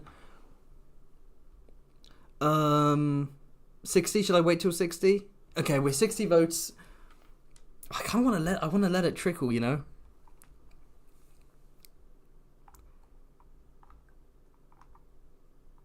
Hey, I was not throwing shade at Ariane. No shade involved. Not an insult at all. Okay, I'm gonna end the poll. I can't wait any longer. It's been 2 minutes. Riverlands 37%. We're going to the Riverlands. So we talked about Baelish before. Let's talk about the boy again. Baelish. Oh no, I don't like that. Leia, bring to front. So Littlefinger's personal sigil is a singular mockingbird, silver mockingbird on green. This is not his personal sigil. That would be on a different stream. This is very specifically the coat of arms for the branch of Baelish that is Lord Paramount of the Trident and Lord of Harrenhal, which is also, you know, it's the same house because there's only one member of House Baelish, but like, you know, were he to have a couple of kids, he might put one in charge of that tiny bit of land in the Vale, and then that sigil would be the Titan, and then he'd have another kid that's in charge of Harrenhal, and he would have this sigil. So here we have a bunch of silver mockingbirds on green. So we talked already before about how that suits Littlefinger more. It's smaller, more subtle, and less grandiose and obnoxious, and you know, as the Titan's head. So here we're expanding it. So a bunch of mockingbirds, silver mockingbirds on green. Aesthetically, I actually quite like it, and it does give real Littlefinger vibes. You know, if you Littlefinger wears a whole variety of colours, and again, sometimes they're quite over the top. They're quite they show off his wealth quite a bit. Like he wears yellow and purple, which is quite a nasty combo. But I think silver and green are the colours I associate Littlefinger with the most. And I don't even think it's because of what he wears. I think just the silver in his hair and the green eyes stand out to me the most. So aesthetically, I like it. It really suits Littlefinger. It's a cool sigil. It's good. It's higher than a C. It's not S tier for sure. It's an A or a B. A or B. A or B. A or B. Love the bird look, but hate that green. Again, I agree that the green's not nice, but like it works for Littlefinger. Like this, in a vacuum, this is like, maybe this is D tier, honestly, or C tier. But like for Littlefinger, because it's Littlefinger sigil, I'm gonna go B tier. I'm going B tier. I think his personal sigil is A tier. This is B tier because I always think the single animal is always more effective. How little is his finger? Well, that's the thing. He claims that he's nicknamed Littlefinger because he's a small man from the fingers. Maybe he's called Littlefinger for another reason, right? Because it's Edmure who gave him that nickname. Maybe when he was being fostered at River Run, Edmure got a glimpse of his finger and saw that it was quite small and called him Littlefinger, and so then Littlefinger came up with a different excuse as to why that's his name. Because the man has small dick energy. Let's not lie to ourselves. Peter Baelish is not well endowed. I think we can all agree on that. Thank you for the super chat from Ben Sinclair. It gives me a couple of Kiwi bucks. Finally caught a stream. Love your channel. I love you too, Ben. Thank you so much for the super chat. It does mean a lot. Thank you. You are awesome. Finally caught a stream. It's always fun when people are like, yes, I finally caught a stream. I haven't streamed in a while. Ignoring the one a few days ago. I stream very inconsistently, and they're always at random times, and they're always quite early because I like to have the evening off. So for Americans, they're in the afternoon, and it's kind of an inconvenient time. But I need to do some later streams. I need to be more consistent about when they are. But yes, he's overcompensating for more than his lineage. Yeah, I love Littlefinger. One of the things I'm most excited about regarding Winds of Winter is the Vale plot and Littlefinger. I think he's such a fascinating character. I want to see him get his comeuppance, but I won't because Wind isn't coming out. If it's not coming out this year, it's not coming out at all. I was black-pilled very hard by George's New Year's Eve post. I was black-pilled to the earth and back, to the ends of the earth and back. Right, I went on an epiphany. Almost euphoric epiphany. Oh, life has no meaning. Winds is never coming. I don't need to stress anymore. I can just accept it. Maybe it will come. I hope it comes, because that would be a big boon to the community. But more important than the community and the hundreds of thousands of people who want that book, more important, it will be good for my channel, and that's what really matters. Okay, Littlefinger getting... Okay, I'm not going to read that one out loud. What are we doing? What did we vote? Oh, yeah, we're doing Riverlands. Jesus Christ. We good. Okay. This next one is... What is this next one? A bunch of leaves. Riverlands. Blaintree. This is House Blaintree. Question before I go on to House Blaintree. Do you guys think, guys and girls and everyone in between, do you think that I should... God, I sound like a fucking radio DJ. I'm like, what do you guys think? Do you think I should do a live stream ranking house words, house mottos? Winter is... I'll use the sigils to represent the words, but like winter is coming, our blades are sharp, ours is a fury. I think that should be next. After the sigils, I should rank house words. That could be fun. Anyway, yes, Blaintree. A bunch of leaves on yellow. Cool. Blaintree is a cool fucking name, by the way. Blaintree, I like that. But new, you're going in F tier. And next up we have... Oh god, rest in peace. Next up we have this boy.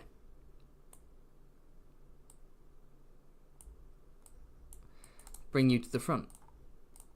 This is House Butterwell, I believe. Let me just double check my notes. Yes, House Butterwell. Originally from Castle White Walls. It's a big white castle. But obviously that was...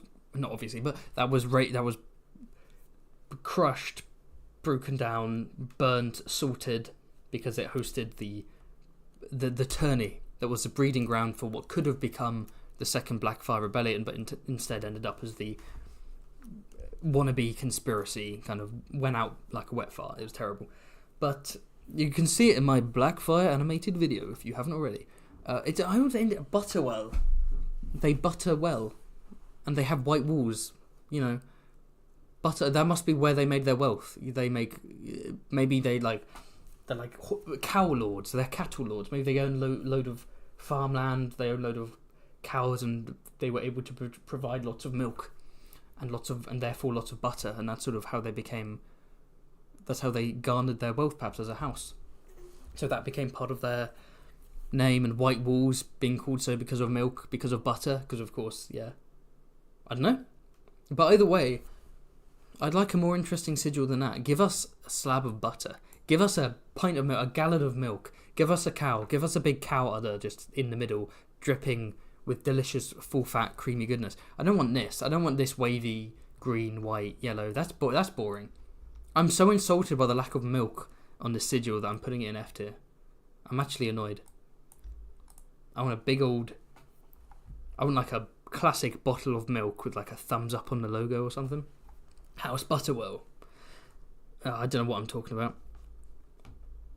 Sometimes I ramble as if no one's watching the stream, and I'm like, oh shit, there's like over 100 people watching. I need to get myself together. Oh shit, we have a super chat. Thank you so much. Who do we have? Oh, he's back at it again. Canadian boy Cole. Thank you so much for sending in even more of your casino earnings.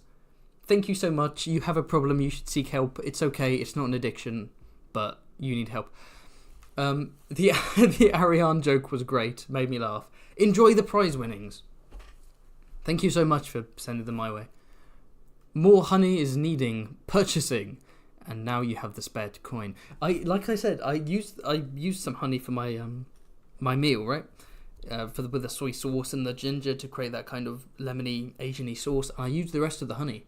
And it was old ass honey. It was like ancient honey. It was like squeezing it, trying to like in. It's like really trying to get it out of the bottle. It took ages, and it made me think I've not had honey in ages. I haven't actually. I used to have honey all the time. I barely have. I don't. Anyway, yes, I will purchase. Your Canadian bucks on a lifetime supply of honey. Shout out to. Oh, carry on. He says, shout out to my fellow Canadians. Let yourselves be known. Canadians in the chat, let yourself be known. Post maple leaf emoji, post maple syrup emoji, post Canadian flag emoji. Go for it.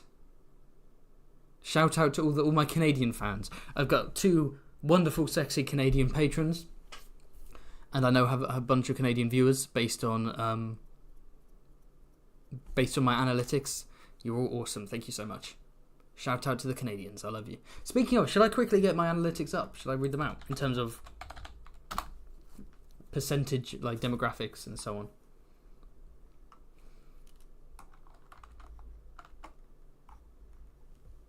Analytics. Lord Butterbutt. I'm not a fan of when the word butt is used in the Song of Ice and Fire. It takes me out. It's too modern of a thing for me. At least butt in reference to an arse, you know. So when it's like Lord Butterbutt, I'm like, come on, man. I don't know. Moo. No butter, so FT. I'm glad people agree with me. Should have been a butter churner. That could have been cool. Okay, I'm going to change my mind. It wouldn't have been cool, but it would have been more interesting than just some wavy colours. What about a chesty woman wearing a cow pattern bra?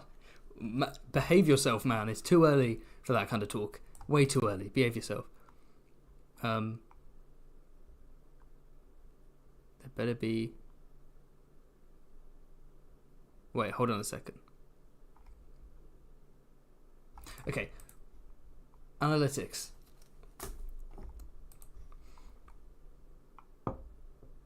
Haven isn't an ass man confirmed. Based on what? I literally said I like milk. Like, I'm being serious. I'm not doing like a weird meme. I genuinely can't go to bed without like a mug of warm milk or a hot chocolate or just a glass of refreshing cold milk. Do you know how many people I talk to and I'm like, milk is refreshing to me by itself, and they look at me like I'm crazy. They're like, ugh. Am I the crazy one, or are they crazy? Milk is wonderful. Tell me I'm wrong. Tell me I'm wrong. Anyway, analytics. Where are they? Audience. Under audience. Let me have a drink, speaking of. I don't have milk right now. I have orange squash. There we go. Top geographies. Let's do of all time, shall we? Not of the last 28 days. Lifetime. It's not on the screen, but I'll just read out. So, 38.1% of my views since I started this channel on September 25th of 2022, so just over a year, 38.1% of my viewers are American. 10% of my viewers are British.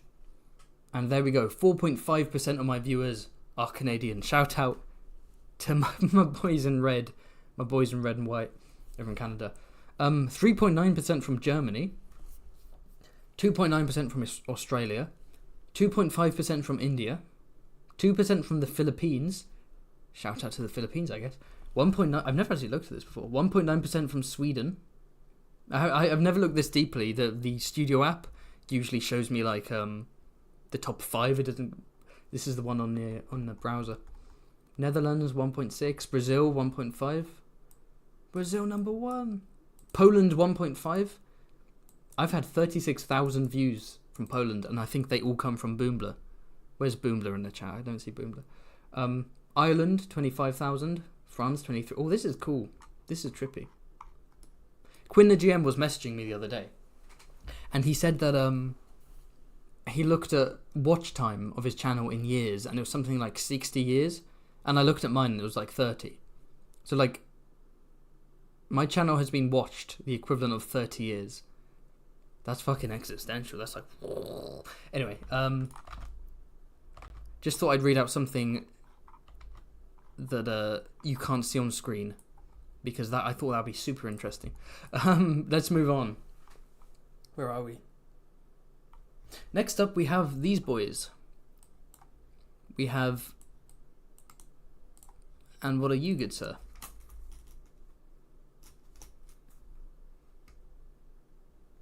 Cholton. This is House Cholton. I need more drink, actually.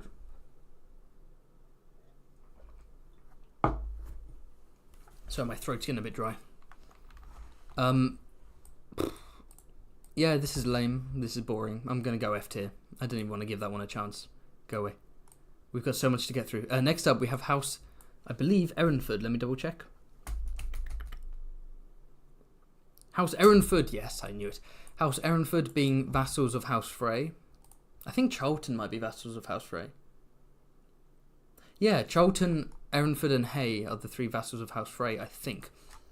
But yes, House Ehrenford.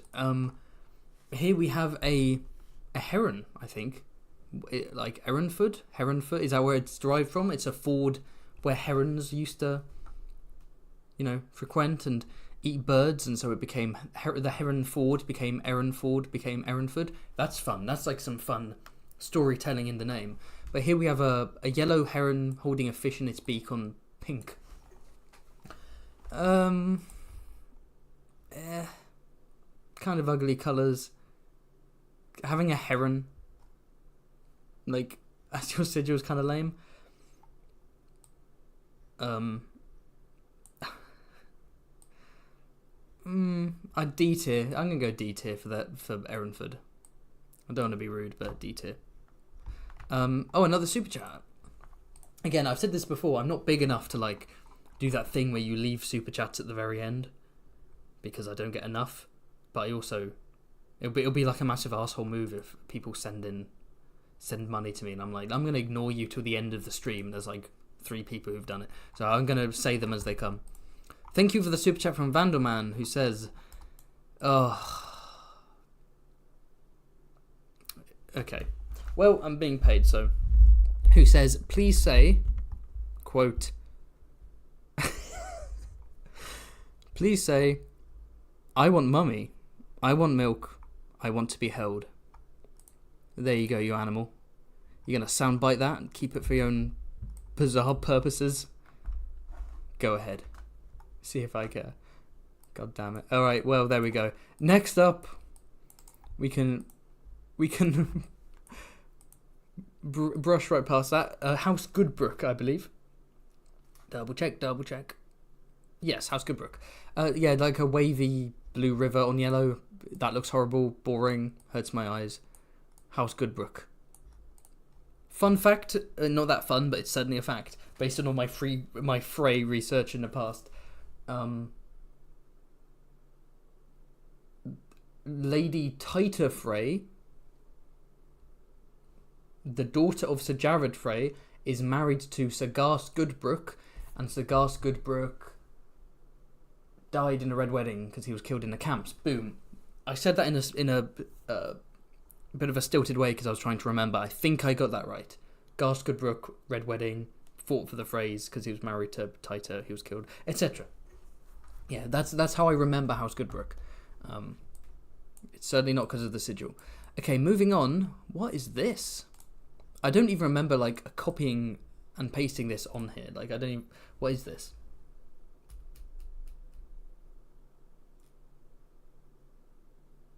Grell, House Grell. Okay. 3 little red birdies on a white bend. On blue. It's simple. It's meh. I don't know. E tier for me. No, that's harsh. The colours are quite nice together. No, E tier. I've got to be harsher. It's E tier. It's no. It's that. It's bleh. House Hay. No. And then this is the final Frey vassal, House Hay. There's a Harris Hay who I believe gets his ear bitten off by Great John. Am I right? Or is Harris Hay the guy who gets Harris? Or is Harris Hay the one who's fighting a member of House Vance who then gets hamstringed by Blackwater? I can't remember, but their name is House Hay. I guess why not? And their sigil is a fucking pitchfork, and it's on brown. And you know what we do to ploughmans and corn and shit on brown? We put them in F tier. You suck. Down you go, House Hay. House Hay. House Hay. Oh, don't post milk emojis. God damn it. Do it in the Kermit voice. The Kermit voice is not coming out. The Kermit voice is not coming out. I'm telling you now. Because we're not talking about the Tullys. The Kermit voice only comes out when we're talking about specific Tullys. You can't make me do anything.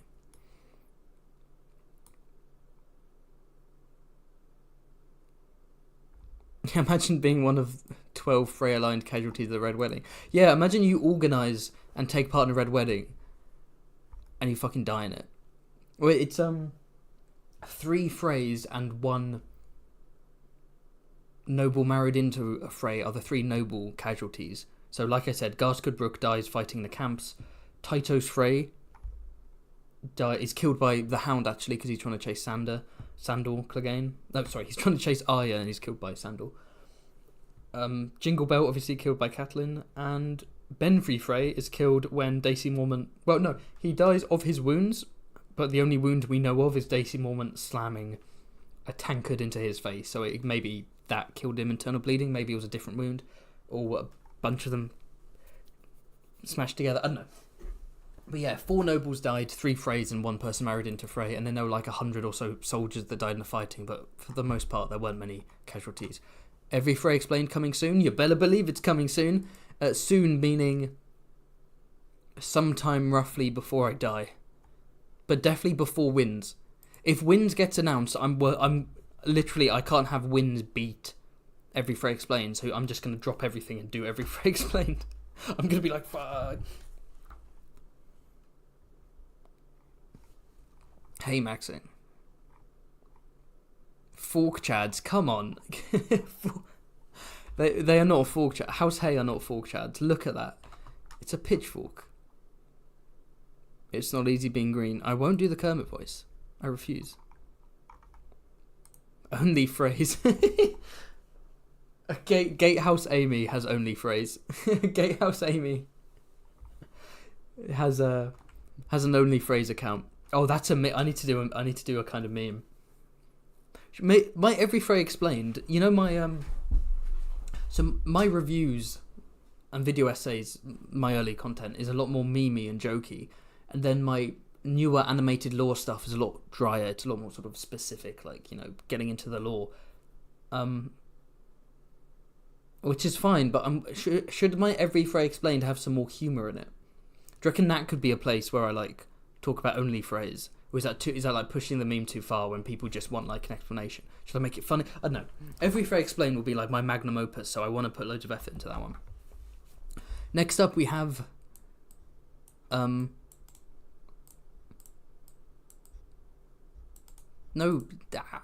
bring to Fred. House. What's this one?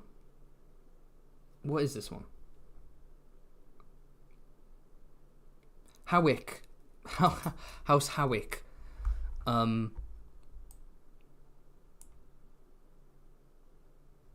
Birds. Birds. Say what you will, but there are birds. Yeah, it doesn't look ugly. It's not offensive, but it's just birds. I'm going to put it E tier. Yeah. It's a big pile of meh. Next up we have Bring to Front. What's this? Let me consult the notes once again. House Keith. House Keith? Why is there a House Keith? House Keith and their vassals, House Greg, House Gary, and House Kevin. Alright, House Keith, we've got a bunch of fish and a bunch of hooks. White fish, golden hooks on checkered green and white. Yeah, I guess they fish. Say what you will, they do be fishing though. They're fishing in the riverlands. Maybe that's how they got their wealth. Again, it's not ugly. It's, you know, maybe it must be like a house near a river.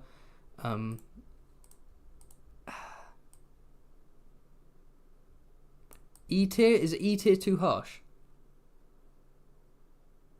Something about the design. I think it's kind of. I'm gonna go D tier actually. It's like I find it kind of cool. I don't know. I don't know what's going on. Oh, another super chat from Cat. Super chat from Cat. Thank you so much, Cat. The Muppet Tullies are based, and now you legally cannot disagree. That's how this works, right? Okay. Well, it's not how it works because again, that is bribery. And I've killed this meme, buried it, and dug it back out, and I've used its corpse as a puppet. But I promise you, no more bribery discussion because the meme is dead. Thank you for the $10. I'm not going to address it. So on an unrelated note, I do have to say, I don't know if you might not know this, but the Muppet Tullies are based. That's my opinion though. That's not influenced by anything. The Muppet Tullies are based. Kermit Tully, oh, so funny, hilarious. Oscar Tully, wow, I like that reference. Grover Tully, it's funny because Grover's a puppet. Who's the other one? Elmo Tully. Wait a minute, those are all Sesame Street Muppets and Muppets from the Muppet Show. Oh, that's so funny. Oh, George is so funny and based, and it's so funny, and I can't stop laughing. It definitely doesn't bring me out of the book when I read it. It definitely does not. It's definitely not going to bring audiences out of the show when they're trying to watch House of the Dragon, and then fucking Lord Kermit comes in. He's like, "What's up? I'm fucking Lord Kermit." And no, I'm not doing the voice. I refuse to do the voice. But thank you for the super chat, Cat. You are amazing.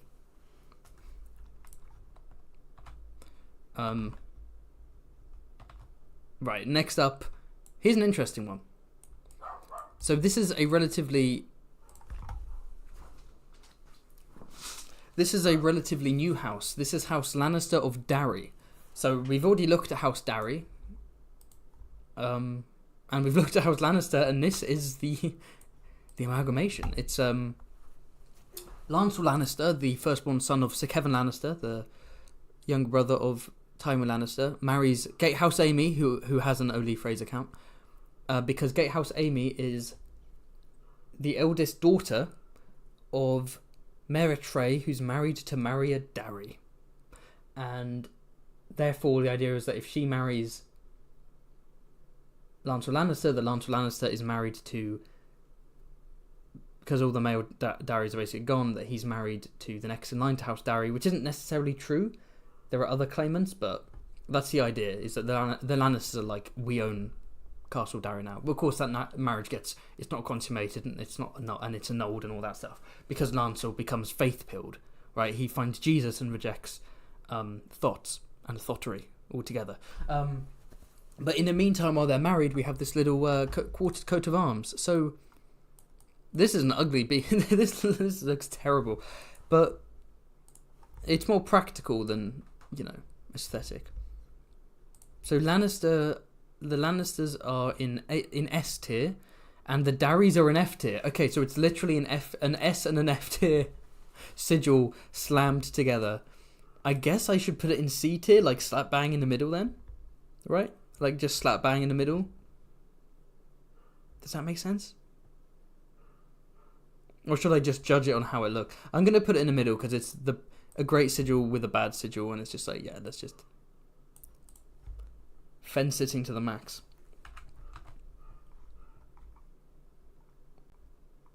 Do the voice. Listen, I'm not doing the Tully voice. The Kermit voice. Now, I could be bribed to do the Kermit voice. It's such a shit meme, I don't even know. What's next?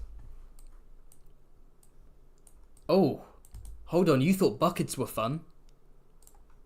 Ayo, now we have barrels. See, I'm now regretting not just doing several live streams that were like every Northern sigil ranked, every Reach sigil ranked, every Westerland sigil ranked, and therefore we can go through all of the really cool ones and the lame ones, because this stream is just like the mostly lame. This is just the lame sigil stream. So 3 barrels. This is House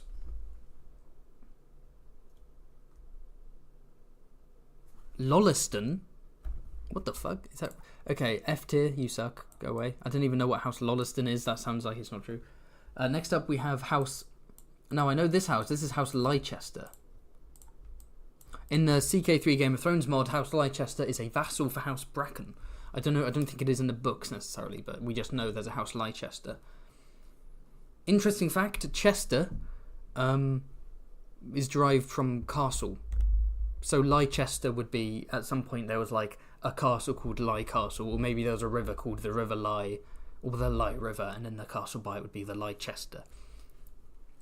And then over time Chester becomes Caster. So for example, if we look at Lancaster in England, that's called Lancaster because it used to be Lanchester because there was a castle by the River Lan, and so it was the Lan Castle, Lanchester, Lancaster, and so on. And nerd emojis in the chat in response to that, everyone. So this is kind of cool. This is a weird one. It's again, it's giving it's giving like 2010 era Can I Has Cheeseburger kind of memes, right? Where it's like it's that kind of like spinny background. I don't know how to describe it, with like a thing at the top. Me when I epically troll my teacher. Blackfoot moment. Memed. Trolled. 2010 style. Blackfoot moment. This is... What kind of foot is this meant to be? Let me double check this.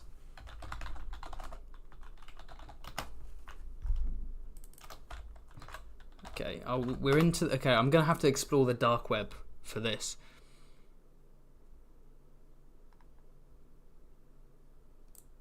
Okay, we've cracked it. We're into the dark web. House Leicester. Here we go. A black talon. Okay, it's just described as a generic talon. Okay, it's an eagle's talon specifically. Okay, so it's a black... Yeah, like a black eagle's talon.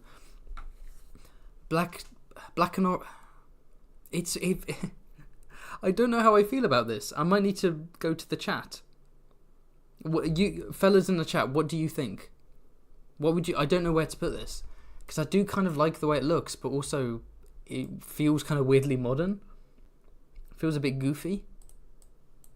Oh, there's a Is that a super chat? No, I don't think so. I think that my screen's just messing up and there's like a weird blue bar where Flippy's commented. That's a shame. Okay, I'll ignore that. So, where should I put House Leicester? B tier? It's I don't think it's good enough to be B tier. D. It's not bad enough to be D. Have I answered it for myself then?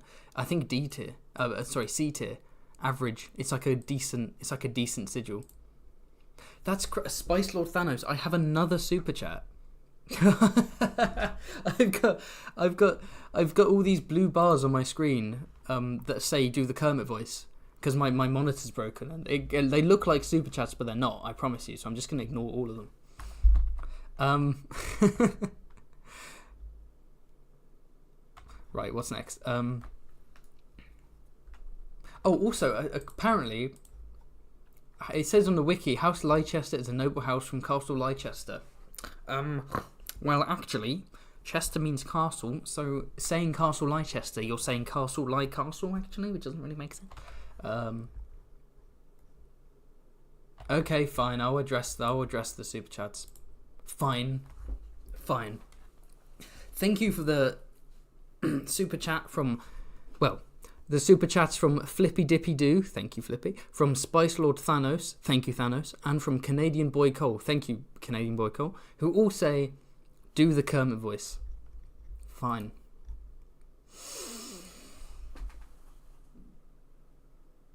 We gotta go to King's Landing. Yeah. We gotta go. We gotta overthrow Aegon. Install Rhaenyra. We took a vow. Nah. It's not easy being green. Now we're gonna do a house page. Yeah. Nah, 2 snakes. We got a red snake and a white snake. I'm black. Oh fuck me. Okay, I got 3 whole super chats. So I can't end it now. I'm going to keep going. Those are 3 separate requests. I got to keep going. House page. I like the colours. White, red, black. Very stark.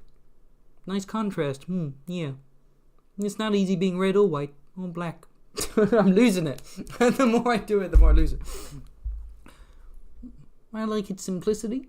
Yeah, I'm thinking A tier. Or maybe S. It's really cool. Nah, maybe I haven't done S in a while. I might go S. It's underrated. They're entangled. Let's go. I'll put that down there. Yeah. I don't need, oh. Okay. Are there any frogs here? No? Any sigils? No. What's this? Oh. There's a frog. Oh. This has to be S tier. Yeah. I don't know why.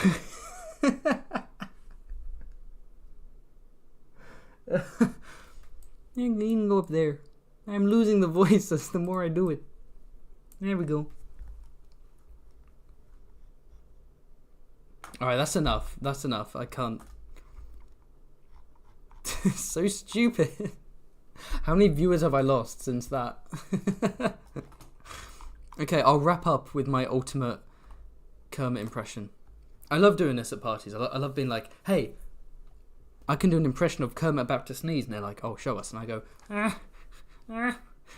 I'm going to sneeze. There we go. Thank you very much. Right, let's move on. Get the Kermit out of me. Get the Kermit out. Shake it out. Next up, we have a horse from Fallout, apparently. We have a radiation mutated horse. There we go, radioactive horse. This is House. Where are we? Root. This is House Root. The green does make it seem like radiation, doesn't it? Right, so a 2-headed horse on green. Boring colours. Two-headed horse, kind of interesting. So it's not F tier, but I'm going to put E tier. It's kind of like, you know. I'm not feeling it. Next up, we have House Shawnee. I do wonder who's like listening to these live streams, like not watching them, or listening to them while they're doing chores or doing work or maybe trying to sleep, and like they can't see the sigils, they're just hearing me describe them. Then all of a sudden I'm like, yeah, there's a rare frog. Oh, what the fuck? When you fall asleep listening to this live stream and then you wake up and you're like, I'm gonna sneeze. So House Shawnee is this is a what kind of fish is that? That's a catfish. Yeah, a white catfish on black, and then we have blue, red, and green, presumably representing the Blue Fork, the Red Fork, and the Green Fork rivers. So, yeah, looks ugly. This kind of slaps. This kind of looks like an Ironborn thing. And then the colours at the top just ruin it. E tier for me. Down you go. E tier. Kat said, this is my favourite type of thing to have on in the background while I do chores. That's awesome. The same with me. I can't do chores unless I'm listening to something, whether it's music or podcast. I have to. I've got no choice. Right? Like, man, yeah. I used to find things a lot harder with my ADHD before I had headphones. I didn't have headphones for quite a while, actually. Then when I was a teenager, I'd just always be on my headphones, and my parents would be like, get off. Why are you always on your headphones? And I didn't understand why I was. But now I know, like, it provides that extra stimulation dopamine that my frontal lobe is lacking. So then I can, like, do things. So I can do washing up and clean the house and hoover and make food and stuff while I'm listening to something, because it's like, brrr, get me going. Make these smaller. And to sleep in bed and all that stuff. Next up, it's everyone's favourite house. Are you ready? Are you ready? Are you ready? Why can't I bring this to front? Bella, why can't I bring you to front? Bro. Oh, there we go. House Slint of Harrenhal. So this is... Yeah, this is House Slint of Harrenhal. So Jano Slint is a commoner, but he's the commander of the Gold Cloaks, and then when he betrays Ned, he's given Harrenhal and he's landed, which is an insane political move by Cersei that people don't talk about enough. But as his sigil, he takes this.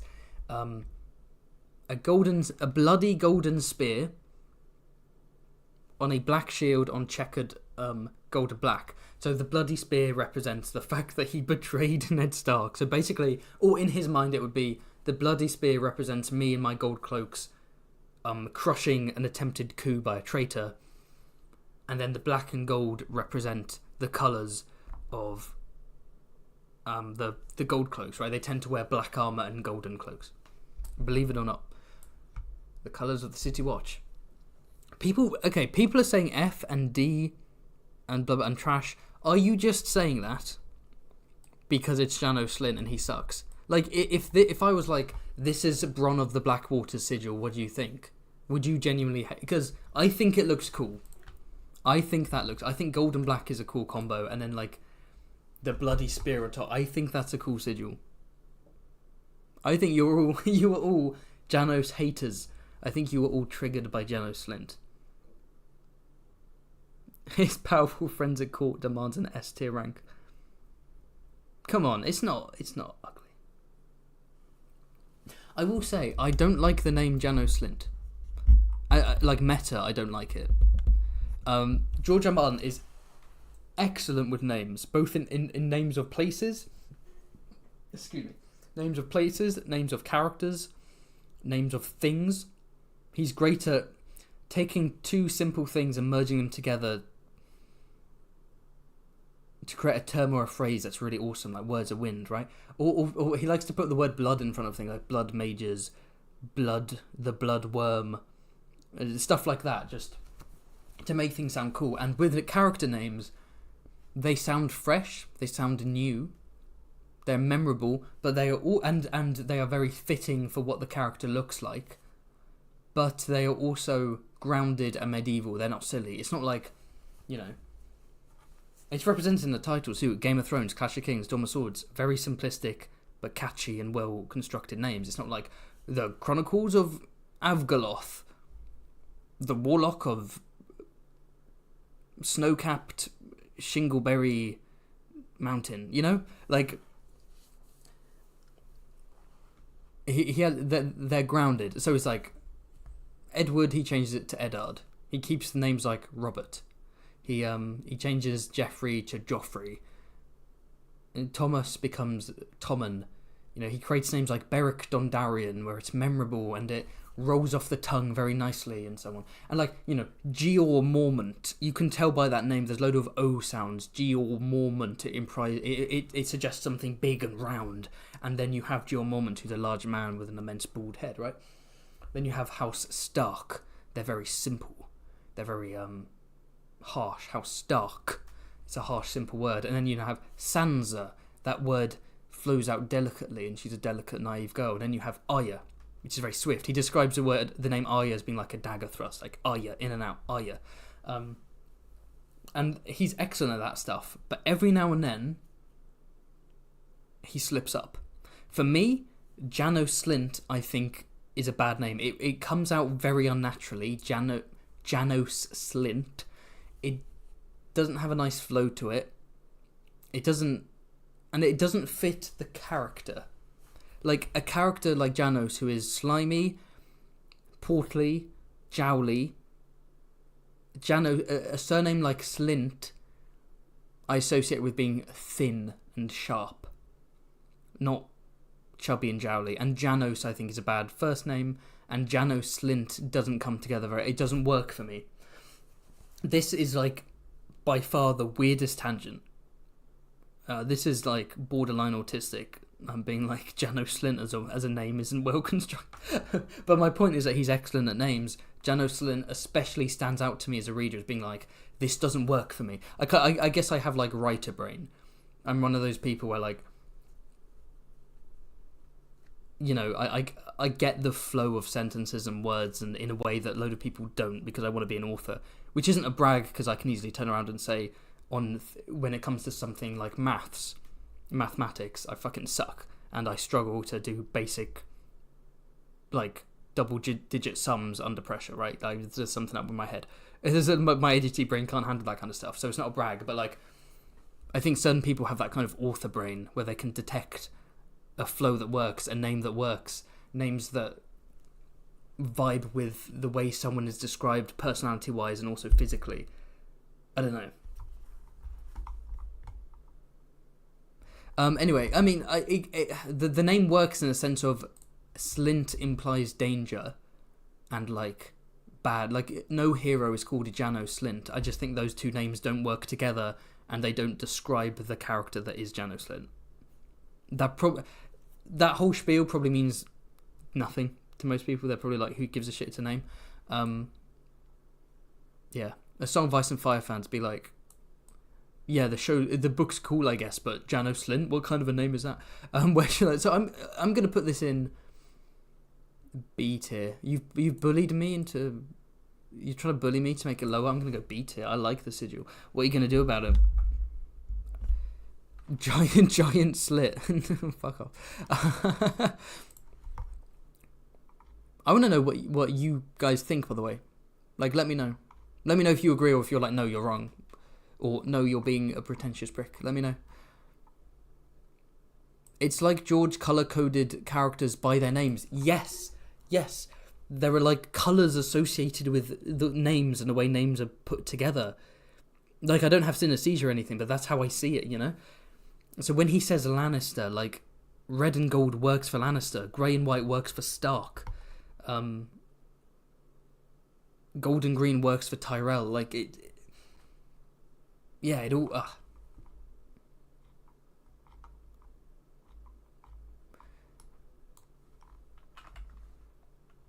A Nimble Dick Crab. Don't get me started on my boy Nimble Dick. Janos Slynt. Maybe it's meant to be pronounced Janos. Janos Slynt? Janos Slynt rolls better off the tongue than Janos Slynt. Janos Slynt. But yeah. Osmond Kettleblack. Yeah, Osmond Kettle... Honestly, Osmond Kettleblack suits Janos Slynt more, and a name like Slynt probably suits the Kettleblack brothers better. Maybe. Targaryens have purple-sounding names. Yeah, you get it. Purple and silver, otherworldly, garish. Yeah. Greyjoy being black and gold is confusing. Yeah. The gold... I've always thought the gold Kraken, it's a great sigil, but it doesn't... It feels like almost too grandiloquent for the Greyjoys.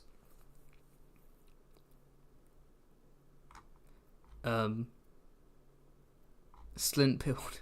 Okay, have I rambled enough about fucking Janos Slynt? I might put him in S tier just to show everyone up. Okay, moving on, we have House... I believe this is House Smallwood. One of many borderline dick jokes from George R. R. Martin. Yes, Smallwood. Moving on from Littlefinger to Smallwood. Bunch of acorns on yellow. It sucks. You can go in F tier. Get out of my sight. Don't waste my time. Wench. What's next? Terrick. Oh, okay. So this one I brought up earlier. This is House Terrick. This one kind of slaps, honestly. It's like a discount Mallister, you know. Maybe it's meant to be related to the Mallisters. Maybe it's like a cadet branch. Oh, does it slap? Now I don't know. No, I literally said earlier in the stream that purple and yellow is like a really gross combo. Yeah, no, it is gross. It's gross. It's gross. It's garish. It doesn't fit together. It looks too modern. I like the idea of like a bunch of eagle heads and it's all divided in that way and the two contrasting colours. That's really cool. Those being yellow and purple, not a huge fan.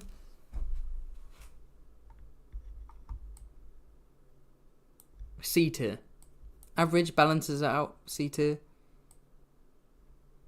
Yeah, I'm going to go C tier just because of the colours. Next up we have House... This is House Wayne, which is interesting.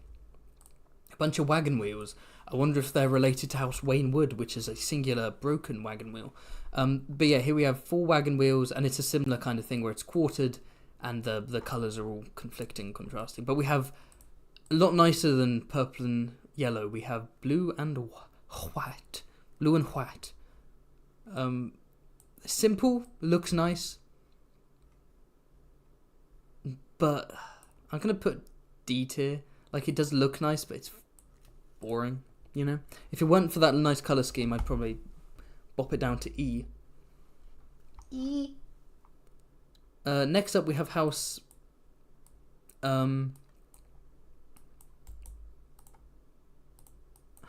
what's this one? House... Eat My Ass. This is House Eat My Ass. So this is 3 kind of hedgehogs or porcupines. They're white. And they are on yellow. So first off, I do have to say, the yellow is nasty. I'm not a fan. That's not gold, that's yellow. Not nice. The white on yellow as well, gross combo. They're little creatures. I might go F. Like, the Badger of Lydon is there because it looks okay, but this is like F tier. This is terrible. So there we go. Okay, put that in there. Right, so... Do we agree with that, by the way? Do we agree with that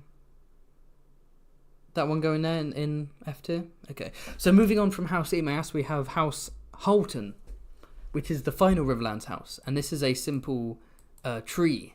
A white tree on green. There we go. Well, I think we know where this is going. This is going in tree tier. It does look quite nice. Yeah, compared to the other trees in tree tier, this looks a lot more pleasant. I'm going to put it in tree tier, though.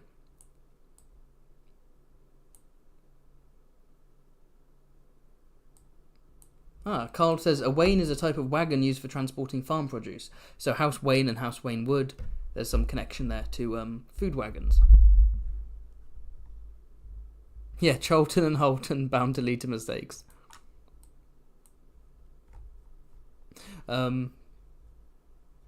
Okay, so next up we have the sigils of the Iron Island and the sigils of the Westerlands.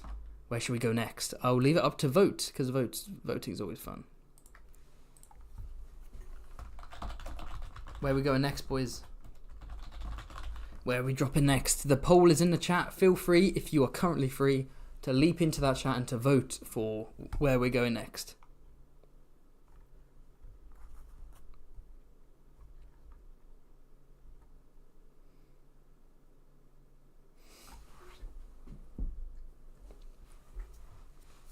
Okay. Iron Islands is in the lead, but only 40 people have voted, so that could easily change if people want the Westerlands. That could easily change. Good. Did it what happened to my voice?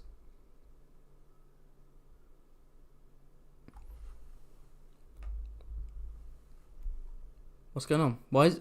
Oh no, Haven, why? Don't say oh no, Haven, that implies something bad is happening. Oh, Flippy! I'm so sorry. Flippy.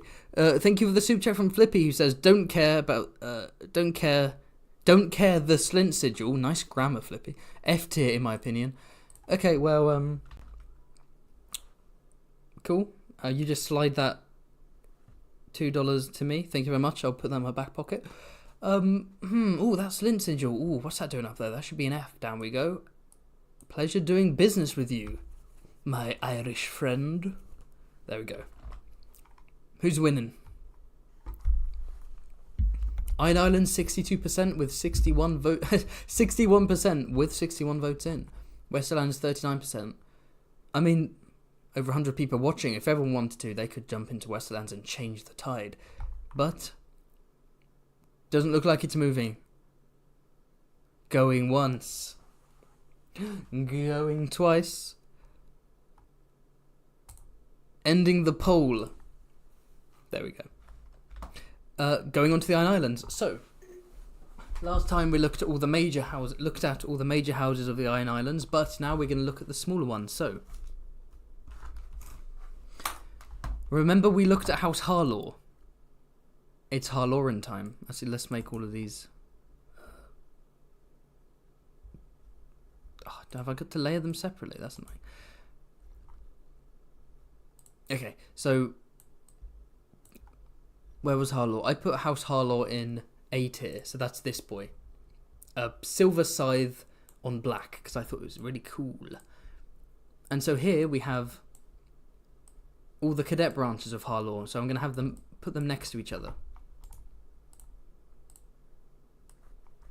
And I want you to let me know which ones you like, which ones you don't like. I'll go through them one by one. Okay, they're a bit too big. Let's a bit lower. It really is like watching myself do anything online is like watching an old man do it. Okay, so on the left we have House Harlaw of a Grey Garden. So it's quartered. The top left and bottom right are the classic Harlaw sigil, silver scythe and black. But then the bottom left and top right, it's a damn peacock. I'll tell you now, it's a peacock. I don't know why, but there we go. What's the other peacock sigil? We had a peacock sigil last stream, didn't we? But anyway, yes. Oh, is it House Seret? I genuinely can't even...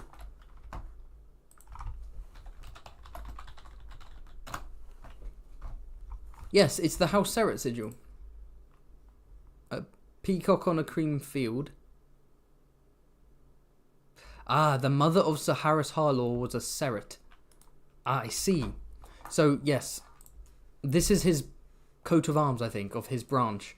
Because his mother was a Seret, presumably part of Lord Quellan Greyjoy's attempts to integrate the Iron Islands with the mainland. So, you know, he married Alice Piper, big titty redhead Alice Piper, and he got maybe his vassals to marry. So he got a Harlaw to marry a Seret.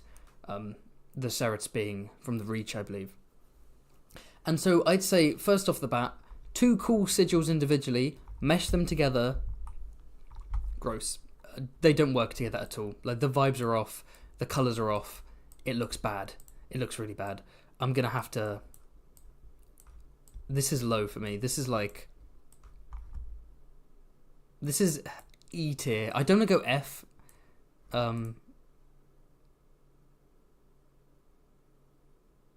But like E tier for me. E tier for me, not a fan. So next up we have House Harlaw of Harlaw Hall. That's deceptively difficult to say. House Harlaw of Harlaw Hill. Here we have... It's diagonally split in half, and we have the silver Harlaw scythe on black, but then we have a black scythe on silver.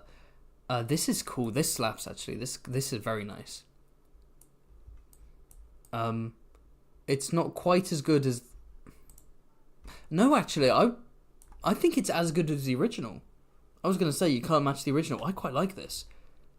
Ooh, I'm thinking A. I think this should go with the original. This is nice. That looks really nice, actually. That's very aesthetic and very Ironborn. Many people are saying S in the chat. Many people are saying this. Believe me, many people are saying this. S in... Lots of S. I won't bow to peer pressure. I will stick with A. But people really like this. Very interesting.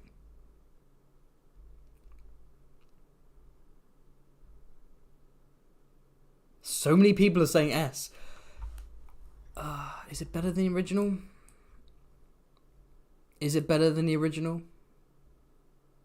Oh, screw it. Let's go S. Just because I love you guys. It's cool. It's a cool sigil. Next up, we have House Harlaw of Harraden Hill. And this is... Yeah. The silver scythe on, like, baby blue. It's kind of weird. It's weird. I'm not like, it's awful. I think I need to make like a new tier just for this. You know, I don't know how I feel about this.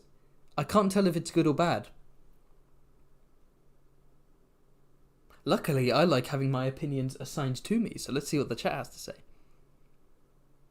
We've got some S tiers and F tiers, and Ds and Cs. People are mixed on this one.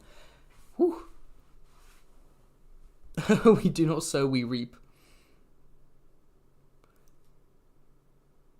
The baby blue is soothing in a menacing way. I know what you mean.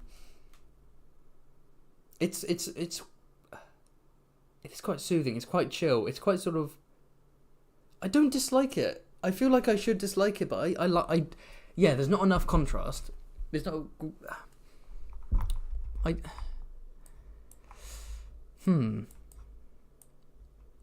I'm going to go C tier, I think. Just because I can't... I'm going C tier for this one. I can't decide. And then finally, we have the last Harlaw Cadet branch. We have House Harlaw of the Tower of Glimmering. Strange-ass name. And here we have the silver scythe in that jagged black shield with a silver outline. So it's just kind of a more convoluted version of the original. Yeah, it's still cool. It's still cool because it's very similar to the original one. I don't think it quite deserves to be on the par of the original, but I think it's still good, so I might go B tier for this one. Someone's saying S. I'm going to put B for this one. There we go.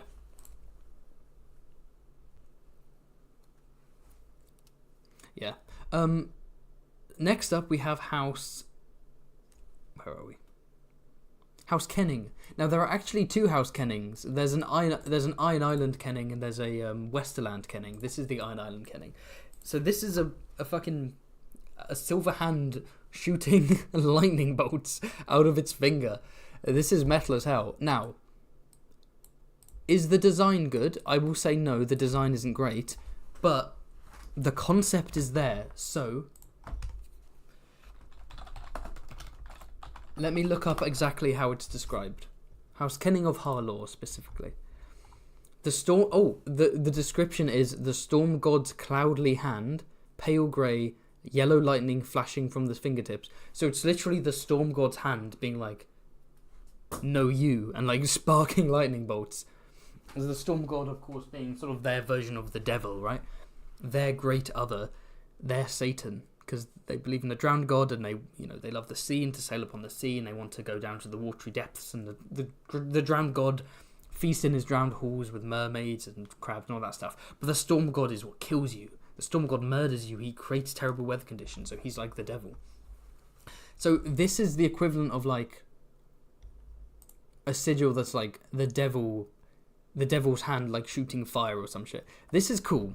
This is a really cool concept for a sigil. It's represented awkwardly in the whole Microsoft Paint wiki format, but I really like that idea. The colours are kind of dull, but they work for the Ironborn. Again, concept-wise, I feel like it's an A, but just looking at it there makes me want to say B instead. I'm going to go B, I think.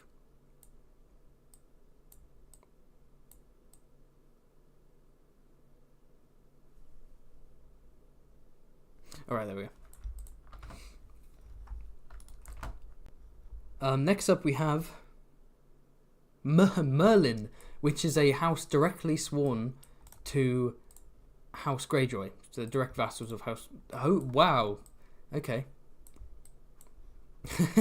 Okay. House Merlin.png. Let's see if I can spruce this boy up a bit. Whoop. What? No. Background remover. No. No. No. Stop. Bring me. There we go. Clarity. Oh, that's deep fried. That's just deep fried. Vibrance. Saturation. Oh, lovely. Oh, yes, I love it. There we go. There we go. Oh, lovely. Oh. Oh, that's beautiful. Oh, yeah, there we go. Oh, no. Let's get it nice and crunchy. Nice and crunchy. Oh, there we go. Contrast. Oh. Oh, God. Oh, cool. There we go. So we fixed that. Excellent. So this is House Merlin. Sworn to House Greyjoy. It's a sort of... I don't even know how you describe that. What that is. Let's see. DNA strand. Oh, twining water spouts, green and white. Okay. Water spouts. Lame. No, it's Ironborn water. Green. That's like E tier for me. It's a small house, so it's like okay, I guess. There we go. I think that genuinely may have like killed a few cells in my eyes. Speaking of, I need an eye test. I genuinely like I sometimes wear glasses. I mostly wear contact lenses, and they are years out of date. But I've been my big ADHD brain. I've been putting off doing an eye test, so my eyesight's getting worse, and I've got contact lenses that aren't even good enough. So anyway, why am I? Who cares? Contact lenses are lit, by the way. They're so... it's so funny when I put them in, people lose their minds when I just have one and I'm like, let me pop this in my ear. And they're like, yeah. The first time I put contact lenses in, it took me like half an hour. I kept like putting it up to my eye and being like, and then putting it away again when I was a teenager. Right, okay. What am I looking for? Oh, this boy. What's this? This is House Maya. And it's a bunch of nooses, very edgy. The message here is like, yeah, we'll hang you or whatever. Bunch of black nooses and white, bordered by red. Ironborny, I guess. Meh. D tier? Am I being too kind by making it D tier? I'm going to go D tier. I'm feeling generous today. Specsavers do free eye tests. Yeah, I know. The eye tests are free. It's not a money thing. It's a I keep putting it off thing. It's an organisational thing. Yeah, the eye test will be free, but the lenses and new glasses won't be. But there we go.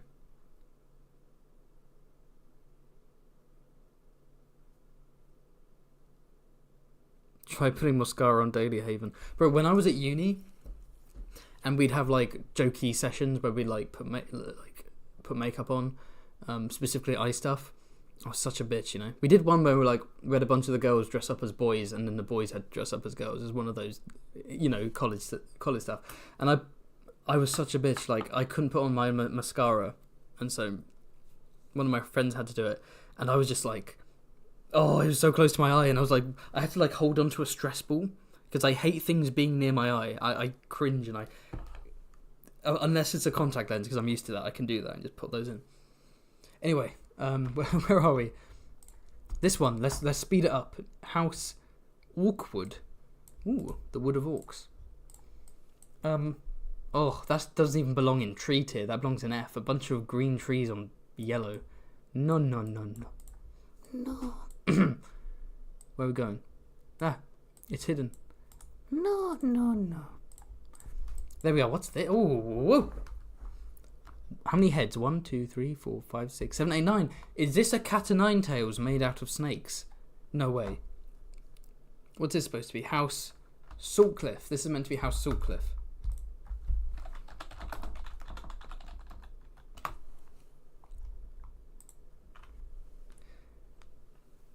A 9-headed serpent, black on silver. It's a 9-headed serpent. Is it like meant to be like a cat o' nine tails whip? Oh, this goes hard. This is very Iron Islands. Oh, I like this one. I really like this. Oh, A tier? Maybe S tier, honestly. I really like this. What are we thinking?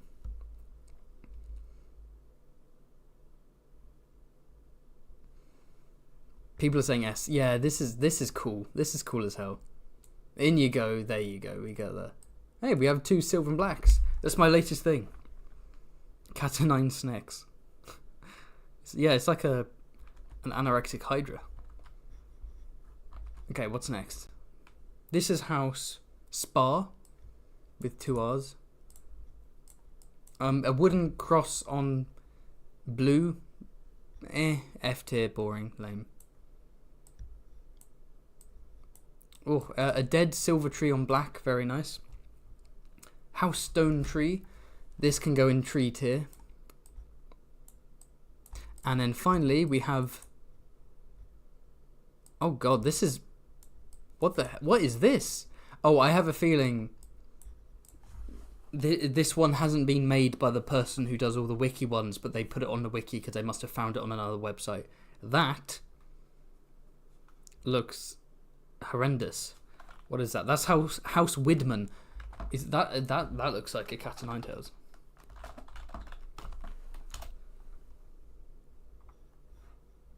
Let's check it out, fellas.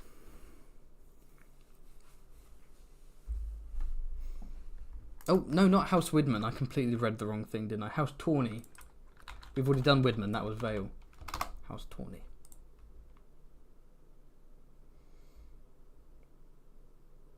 Oh, no, it's not. No, the coat of arms is described as a scourge of nettles, red and black on white.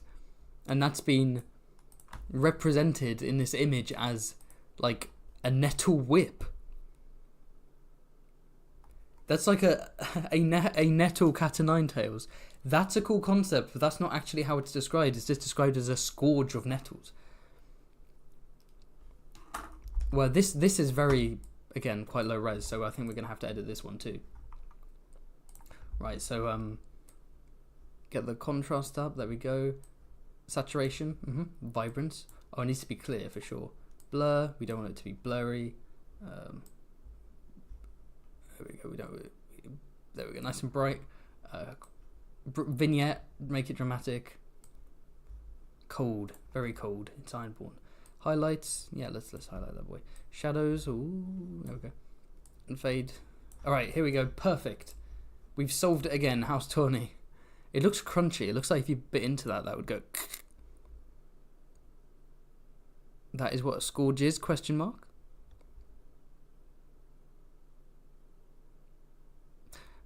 I'm not gonna lie. I don't think I quite know what a scourge is. Let me look this up.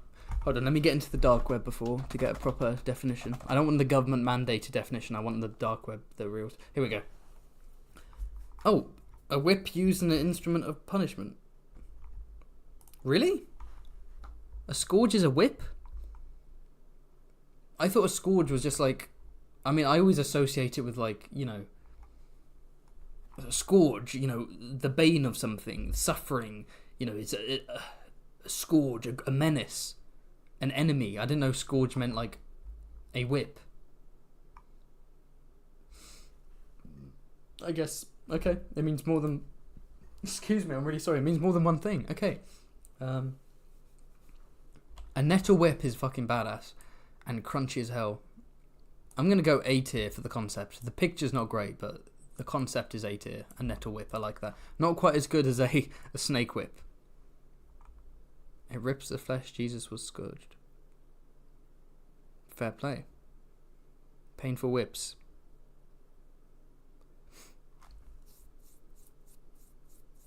You lot know a lot about painful whips, don't you? That's the impression I'm getting. Let's move on to the Westerlands.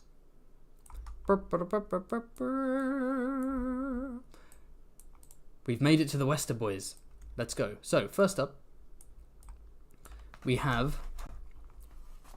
Oh no, the $2 has fallen out my pocket. Slint is going rightfully where it belongs in... Did I have it in B tier or A tier? I think it was in B tier, right? Hehehe. So, this is House...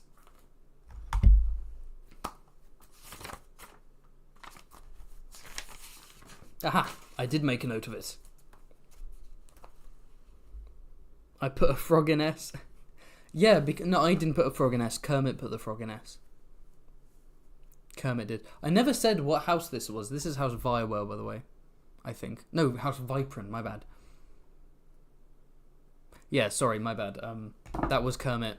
I'm going to tell Kermit to put... Kermit, could you put the frog where it belongs? Because that's not S tier. This is... I mean, it's kind of cool, but it's like, okay. It's like... it's a frog at the end of the day, you know. It's C tier. Let's go in the middle. Yeah, okay, we'll put it down to C. Yeah, there we go. I thought it'd be S, but okay. Let's make these boys smaller. Oh, that was very small. That's not what I expected. Little froggy boy. There we go. Thanks for reminding me that a frog had run loose. Run wild. What's this? House Allgood. Saul Goodman. This... Okay, so we've got like some like wheat that kind of looks like a laurel on a blue shield with a yellow border. House Swift colours. I don't know if they're like vassals of a House Swift. Very ugly colours. Again, it's just wheat. You can go down there. That's where you belong. Ugh. Next up, we have House Betley. Some beetles. Again, blue and yellow. These could all be in the same... Maybe they're all in the same area, the blue and yellow boys, right? Blue beetles. It could be a reference to Blue Beetle, the comic book hero, because I know Gurm is a big comic book guy, so who knows? Haven, where is House Hasty? House Hasty. Where does House Hasty belong? They're from the Stormlands. We're not on the Stormlands in this stream. But next stream, for sure. Blue beetles, that's kind of cool. But then the yellow, the blue and yellow, not a nice look. It's not F tier because I like a shiny blue beetle. But I'm going to go E tier just because it's like, okay. You got some bugs on your shield. Well done, bro. Next up, House Doggett. I must confess, I am disappointed that House Doggett doesn't have a dog in the sigil. That feels kind of lame. But what we do have is a white unicorn on green, quartered diagonally with a black raven or crow on white. Okay. Oh, and we have a super chat. Thank you for the super chat from... Oh, it's gone. Oh, the super chat has vanished. Am I insane? Am I going crazy? I swear there was a I think someone may have sent the super chat without a message and they're redoing it. Okay, cool. I'll keep an eye out for whatever message that person has. But yeah, unicorn and a raven. I do, again, not everything has to be minimalist, simple. I do like various elements coming together because it sort of signals, a complex history. Real life medieval sigils being like 50 sigils crammed into one, right? Because they're boasting about their ancestry. The white and green is a kind of lame combo.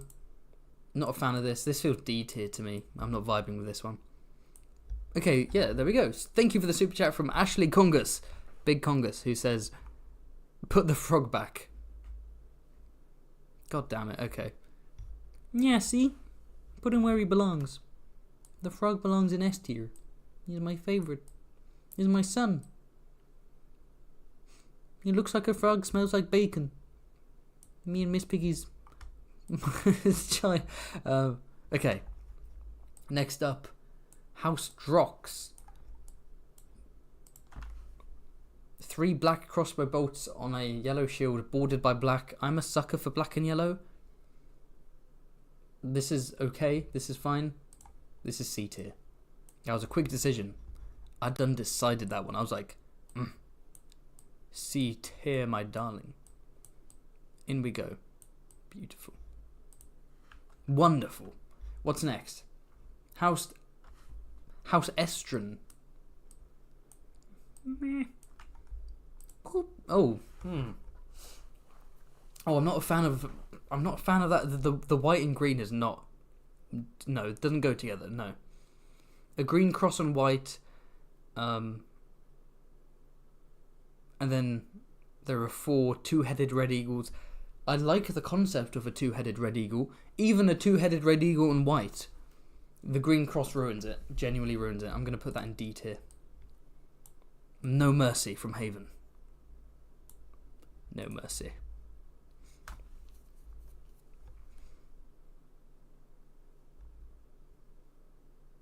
Haven, my goodness. What did I do? What did I do? I don't remember half of what I say. I rambled and I see the chat and people are like, "Oh my god," and I'm like, "What did I do? What did I do something? Am I missing something?" Oh boy, this is the thumbnail one. This is House Fulwell. Their sigil is literally a fool. Their sigil is a jester. A red and yellow jester on black, juggling suns. I mean, it's kind of based. But also, you want to go into battle with a fucking jester on your sigil? I bet it'd be kind of mocking. Right, like you march into battle and you just... you've got a big banner and it's just like a jester like skipping and juggling, being like, "Hey, fuckface." It is funny. Just a fool on a banner. Colours are nice. Interesting idea. It's bold. It's weird. It feels like it could be a meme S tier. I did do something. What did I do? Tell me. Don't just say I did something. Please, good sir. Where's House Hasty? I've already said House Hasty is a Stormland's house. I don't have Stormland sigils up here right now. I might just go S tier. This is like a meme S tier, like House Piper.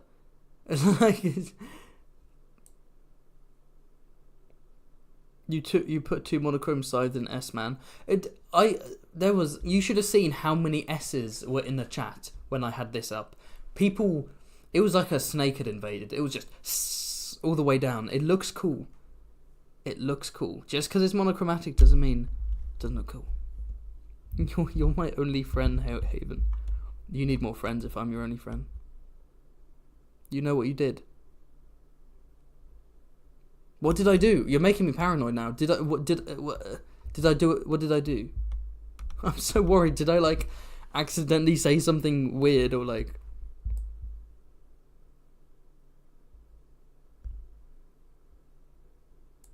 I'm going crazy. I feel like I'm being messed with here. Hey, little boy! Oh, look at the little. Look at the little. Oh, this is House Fern. So based on the name Fern, I'm kind of assuming these are ferrets. A couple of white ferrets. On green thingies, and then a checkered red and yellow. So on one hand, on one hand, I love having little ferrets in this. That's cool. On the other hand, the colours are actually atrocious. The colours are atrocious. So, Haronies, yeah, ferrets, weasels, ermines. Cute. Yeah, that's the thing. It's like, it's 2 S tier animals on an F tier shield. So I'm gonna go E tier. I'm gonna go E, because it is ugly, but I can't put those little boys in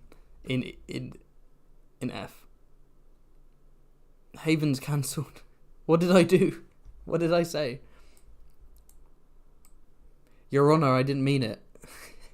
Your Honour, he was busy discussing a song of Ice and Fire Sigils. He didn't realise what you said. Alright, what's this one? This is House Foot. Sure, why not? House Foot. It looks like a bronze dagger on top of a white shield, and there's also a black chevronel there. So, what do we have? Yeah, it's kind of cool. It's cool. It's simple. It's like minor house vibes, like Landed Knight vibes. I like it.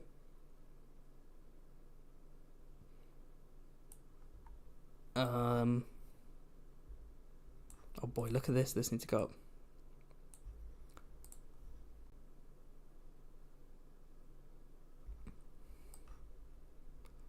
What am I thinking? I think it's a solid. It's like a C tier. I think this is a no. I think it's better than a. No, I actually quite like it. I'm going to put it in B tier. Is that controversial? I think it's controversial. I'm going to do it anyway.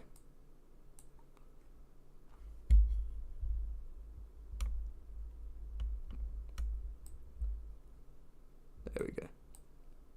My boy.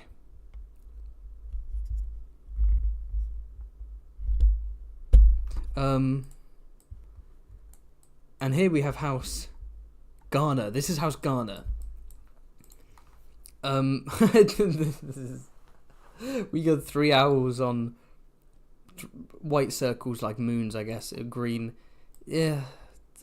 I'm open for some owl nonsense, but this is too much owl nonsense, you know what I'm saying? This is like, that's F tier for me. That's just like, go away. Not to be harsh, but that's just like, go away. Wait a sec. We don't need to get them all schmuller. We just need to get these ones schmuller. There we go. No.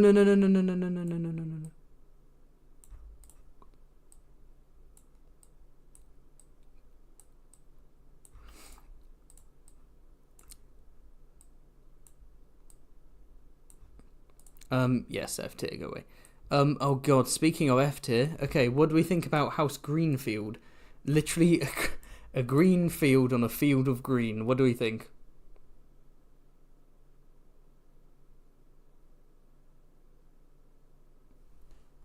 This is F, right? It's just it's the color green. It's the color green. What is this? It's not easy being green. The owl must have 3 heads. C? How is this C tier? It's a It is literally a field of green on a field of green. It's a green field on a field. It gets the point across. Nah, that's a good point. You've swayed me, actually, that one commenter who said that. It does get the point across. It's House Greenfield, and it's a green field. I think that's E tier, actually. Yeah. No, you're right. I kind of respect its honesty.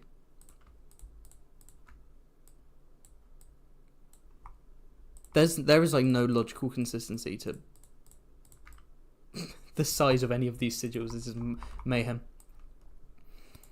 There we go. Greenfield.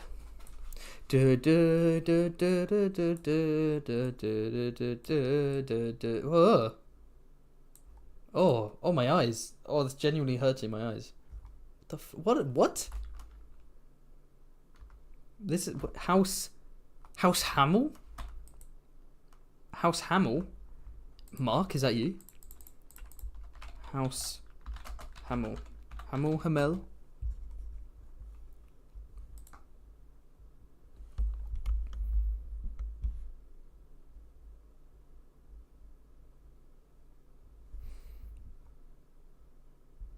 They blazon their arms with an ermine noir maunch on pink, an ermine noir border. Okay, so yeah, it's like... It's an ermine thingy, but what's an ermine noir maunch? Ermine noir maunch sounds like a Bond villain. You know what I mean? Ah, Mr. Bond. Please come in, I see you have discovered my lair. It's you, ermine noir maunch. I thought I defeated you last year in the volcano. No, Mr. Bond, I'm back. This time I'm gonna release a coat of arms that will burn everyone's eyes. A maunch? I don't know why I'm looking it up. Cole Carsnark will know this. He knows every fact known to man. Even he is confused, I get. A maunch is a heraldic charge representing a detachable lady's sleeve with a wide pendulous cuff, as was fashionable amongst women in the 13th and 14th centuries. They are found most frequently in English heraldry, occurring to a lesser extent in the heraldry of France, Scotland, and other nations. That's so interesting. So it's a detachable lady's sleeve with a wide pendulous cuff. So it's yellow ermine lady's sleeve on a pink shield with a border of black and white ermine. Okay, that I don't like it. House McDonald's. I dislike a lot about this. But I'm not going to put it in F. I'm actually going to put it in E just because we all learnt a fun little historical fact.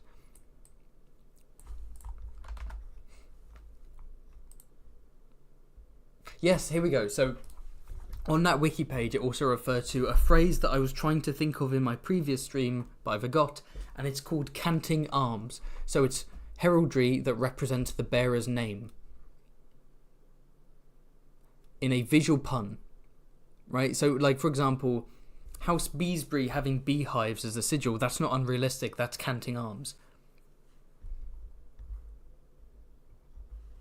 An in-joke among the Society for Creative Anachronism heralds is the pun. Heralds don't pun, they can't. A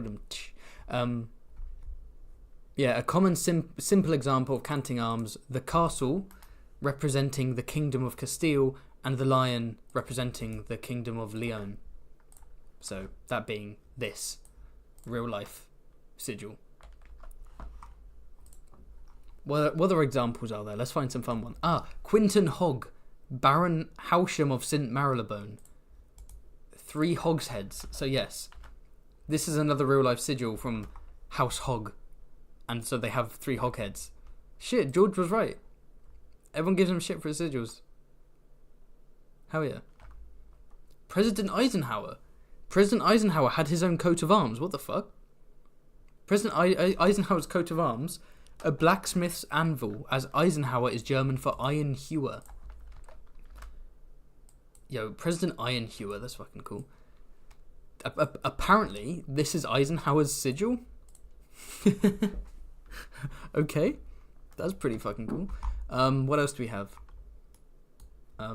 Yeah, another one is like Cockburn, a Scottish house, Cockburn or clan, represented by 3 red cockerels.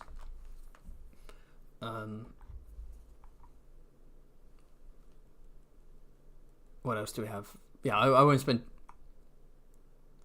Oh my god, the coat the coat of arms of the village of Hensbrook in North Holland interprets the toponym as Hen Breeches. So Hensbrook in North Holland, Hen Breeches. And so this is the coat of arms. It's a hen wearing breeches. Let's go! What the fuck? Okay, that's incredible. This is some Wallace and Gromit shit right there. Yeah, and like Steinhouse being a stone house. Okay, you get the point. It's people taking the names of their families. Sometimes that name is derived from the place they're from, or their ancestors are from, and then they turn that name into a pun to represent their house. So like House Hogg They have a literal hog. This is fun. We're all learning today. This little history lesson. I love it.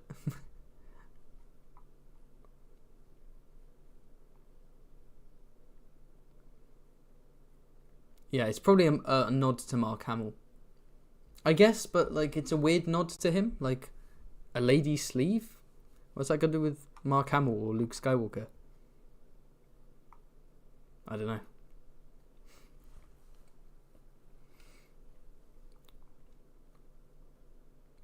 Okay, everyone's saying S tier. I agree. Yeah. The S tier for the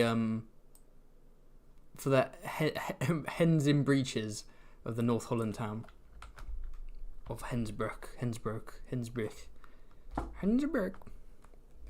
There we go. Okay. Anyway, carrying on. Move on. We had a little another tangent. See, I considered having every single sigil. Genuinely, I considered having every single sigil of, including the Reach and Dawn and all the others, right, for stream 2, and I was like, I think it would take too long, but I'm not sure. And now I'm glad I halved it, because it's 10 p.m. and I'm still going through this. What's this? This is House Hawthorne. House Hawthorne, if you remember them from the books, they own a napkin industry, and their liege lord is Lord Pierce. I don't know if you're familiar with Lord Pierce. So here we have a crown of roses intertwined, a crown of pink roses intertwined with black thorns on green. That's actually really cool. Oh, I really like that. That's a badass. That's, like, it looks good. The colors are cool. Conceptually too. Like, what's the origin of this? It's like too good to be a minor. It's too good to be like a minor sigil, you know what I mean? I'm going to put this in.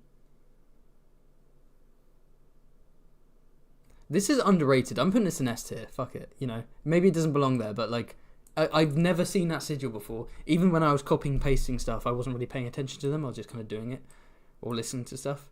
That's cool. That's swanky. You're right. It is swanky. Okay. E tier, get out of here, Ben. This is not the stream for you. Get out. Don't actually stay. I love you. This is House Heatherspoon. Okay, so first off, the orange and black diamonds. Big fan of that. The wooden spoon, looking like it's about to be beamed up to a UFO enshrouded in white light, completely ruins it. Ugly. Disappointing. E tier. I'm not putting it F because I do like the black and orange background, but like a spoon as your coat of arms? Come on, man. You're going into battle under that. You're going to be proud of fighting under a wooden spoon? No. Yeah, someone spotted my my meme. There are no actual Hawthorne characters in the books, but I slipped in a reference to Piers Hawthorne from Community. Whoop. Okay, this is House. This is House Just or Just. Do the rusty spoon voice again. Again, I've not done it. Have I? When have I done the rusty spoon voice? Can I do the... Oh, it's been ages since I watched the fucking Salad Fingers.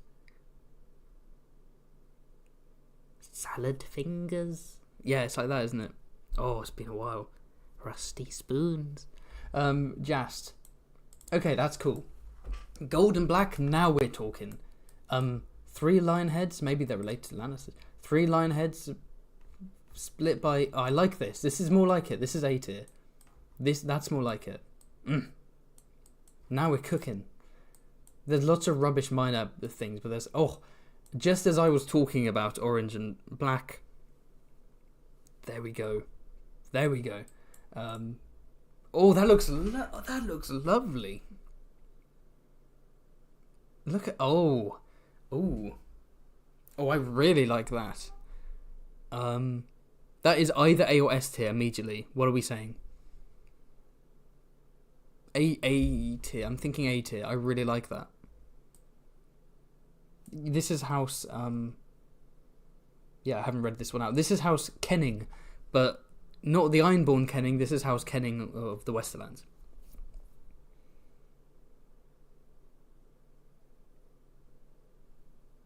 A. Yeah, let's go A. Ugh. I had a slight overreaction to this sigil, didn't it? Didn't I? I apologise for the... I was like, oh. I turned into an old lady there. I turned into an old British lady. I was like, oh, that's lovely, that.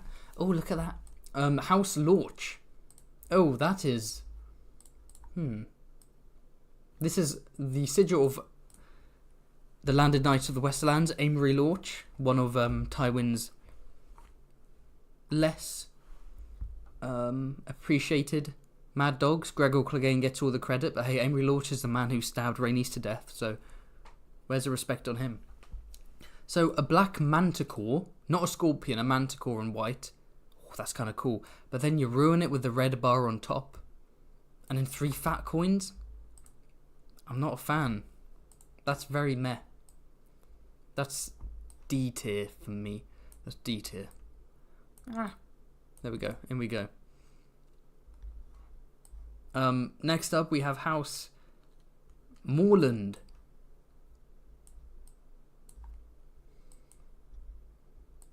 They're quite a small house, but they're not happy with it. They always want more land. Thank you very much. Oh, goodbye. Gee.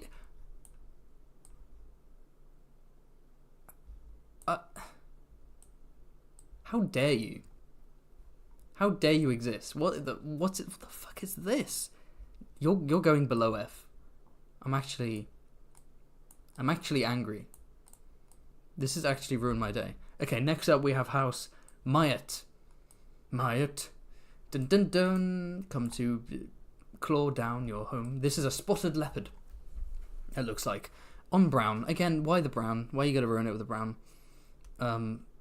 Spotted leopard, that's cool. Very Westerland vibe. The brown kind of makes it a bit meh. It doesn't clash or anything. It's just like, just don't add brown to a sigil, you know. C tier. Yeah, C tier. It's okay. Oh, I didn't mean to put it over there. Next up we have House Peckledon. Fun story. I was talking to a smaller Song of Ice and Fire YouTuber months and months ago, and I was like, "Do you ever want to collab on a house?" Right. This is when I was up and coming, and I was like, "Yeah." And I was like, "What house would you like to collab on?" And he was like, "Oh, I want to do House Peckledon." I was like, "Sorry." He was like, "I want to do House Peckledon." I was like, "Okay, let me just look him up." And so, okay, so the house. All we know about it is its sigil and the fact that Jocelyn Peckledon is a nerdy squire who is in House Peckledon. And that it would be like, it wouldn't even be enough content for a YouTube short. I was like, how about we do something else? House Peckledon. Alright, so purple and yellow, not a great combo. Very not nice. I might go F tier actually. No. Oh, speaking of now we have another purple and yellow. This is House Plum. So speaking of canting the arms, we have 3 purple balls representing how Lord Plum can't get laid. Oh wait, no, representing the plums of House Plum. So again, yeah, plums. I would prefer actual plums. I'd respect it more. You know, if there was like the Fossaway apple, if there was like an actual purple plum on yellow, I'd respect it more. But 3 purple balls in yellow, I'm not having that. That's down there. That's down there. That's some arts and craft shit. I'm not having that. So, this is House Rottiger. I love orange and black. I'm a sucker. It's not just a bend, it's like a wavy bend. It's like a whoosh, whoosh, whoosh. Ooh, that's cool. That is simple and cool. Minimalist, but cool. A jagged, raging orange river breaking through the night. I'm gonna put this in A. Actually, I really like that. Oh, is that as good as this one? I'm putting them side by side. That's cooler. I'm putting it in B tier. I'm being a bit overzealous with A, B tier. House Ruttiger goes in B tier. What's with all the recent F? Don't ask me, ask the Westerlands. They've got some bad taste.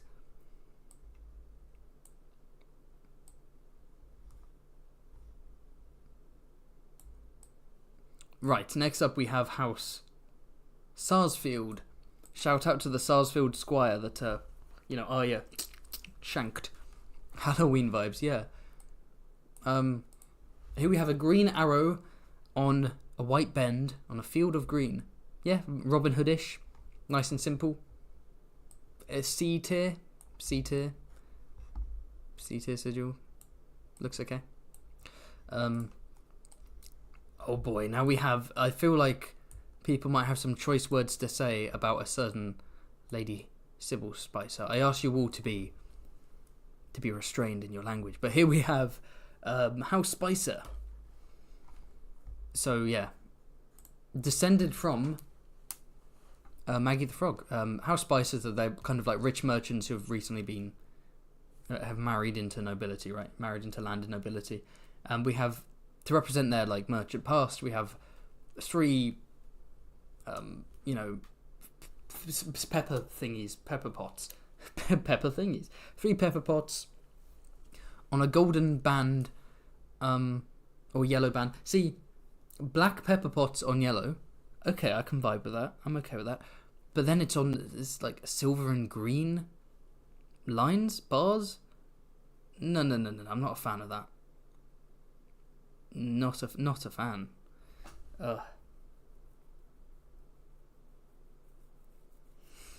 Like, it's not an unpleasant sigil, and you have to remember the context of it being like a very small house, so it's gonna be kind of a bit more, almost like less impactful, less powerful in a way. It's like it's doing the job. The minor house vassals, the minor house sigils feel like minor house sigils, so they're getting the job done. I'm gonna go a D. I think I'll go D tier. Like ultimately, they're pepper pots. Do I want to hang it up in my room? No. Do I want to fight and die beneath a pepper pot coat of arms? No, I don't. So let's just stretch this boy out. No. Oh, no. Oh, never mind. Yeah, Spicy, you can go there. We're nearly done. Ho. Wrapping up the stream. Next up, we have House Stack Spear. Nice and simple. Two black spears crossed over each other on a checkered field of yellow and silver, yellow and grey. Kind of hurts the eyes. Don't like the yellow and grey. Do like the yellow and black. I'm trying to think, would I prefer it if it was black spears on just yellow? No, I like the checkered effect does give it more texture, actually, that I appreciate. C tier.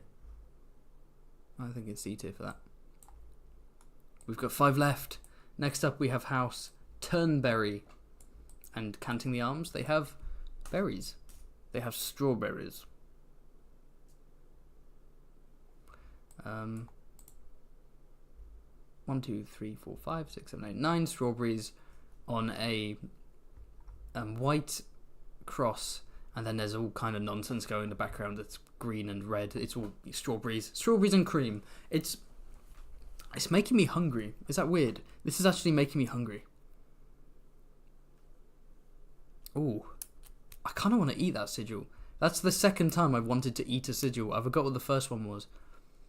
Oh, that's there's like a mess. There's like an eaten mess on my screen. Oh, I like that. You know what? B tier. Let's go B tier. I'm gonna be goofy with it. I'm gonna be silly with it. Let's go put it in B tier. Okay, so this is intriguing. So now we have House Vicary or Vicary. It's quartered. In the top left and the bottom right, we have a red boar's head on white, and the bottom left top right we have a silver dragon or white silver dragon, a silver/white lion on red, a white lion on red, and then a yellow Ben Sinister. So the white lion on red and the Ben Sinister suggests bastardry, right? As we talked about before. So what house has a red dragon on white? House Rain. So this looks like a cadet branch of House Rain, a bastard cadet branch, but not just of House Rain, because we also have a couple of boar heads. Now, I don't think there are any white boar heads on red that we know of, but we do know that in the House Craighall or in the Westerlands, and their sigil is a big old fat boar. So it's possible that House Vicary are ennobled bastards descended from Rain and Craighall bastards. Maybe a big buff Craighall Chad and a sexy Rain lady got together and had a bastard, and that bastard was ennobled and he established House Vicary/Vicary. And they're the last claimants to Castamere, perhaps. So in Game of Thrones mod for CK3, you play as House Vicary. You can actually, if you gain more land and so on, you can re-establish House Rain, which is quite fun. So yeah, lots of history behind this. Doesn't look unpleasant. The Ben Sinister, I get it. It's because of the bastard thing. It does ruin it a little bit. Otherwise, this is like cool enough to be like A tier, but the bend ruins it a bit. But it's intriguing, and I like the history behind it. So I'm gonna put my boy in B. There we go. D. People are saying D and E. People don't like that one. Nah, I vibe with the story behind it. Next up, we have House Westerling. So here we have 6 white seashells on a sandy field, basically. It's seashells on sand. That's fucking lame. And annoying. It annoys me. The sandy background actively annoys me. I'm going to go F tier. Oh, God. I'm going to go F tier.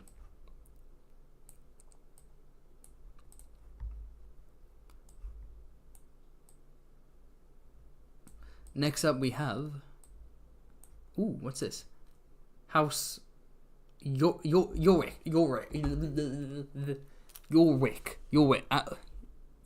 Jesus Christ. Yarwick. There we go. Othel Yarwick, the first builder of the Night's Watch.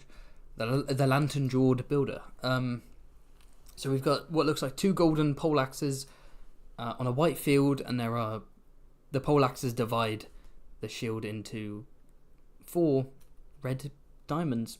That's kind of cool. That's actually quite nice. That's actually quite a nice sigil. Nice and simple. C, maybe? C tier? Maybe B? It is kind of aesthetic. I might go B. I'm being too generous with... Oh, where did it go? I'm being too generous with the Bs.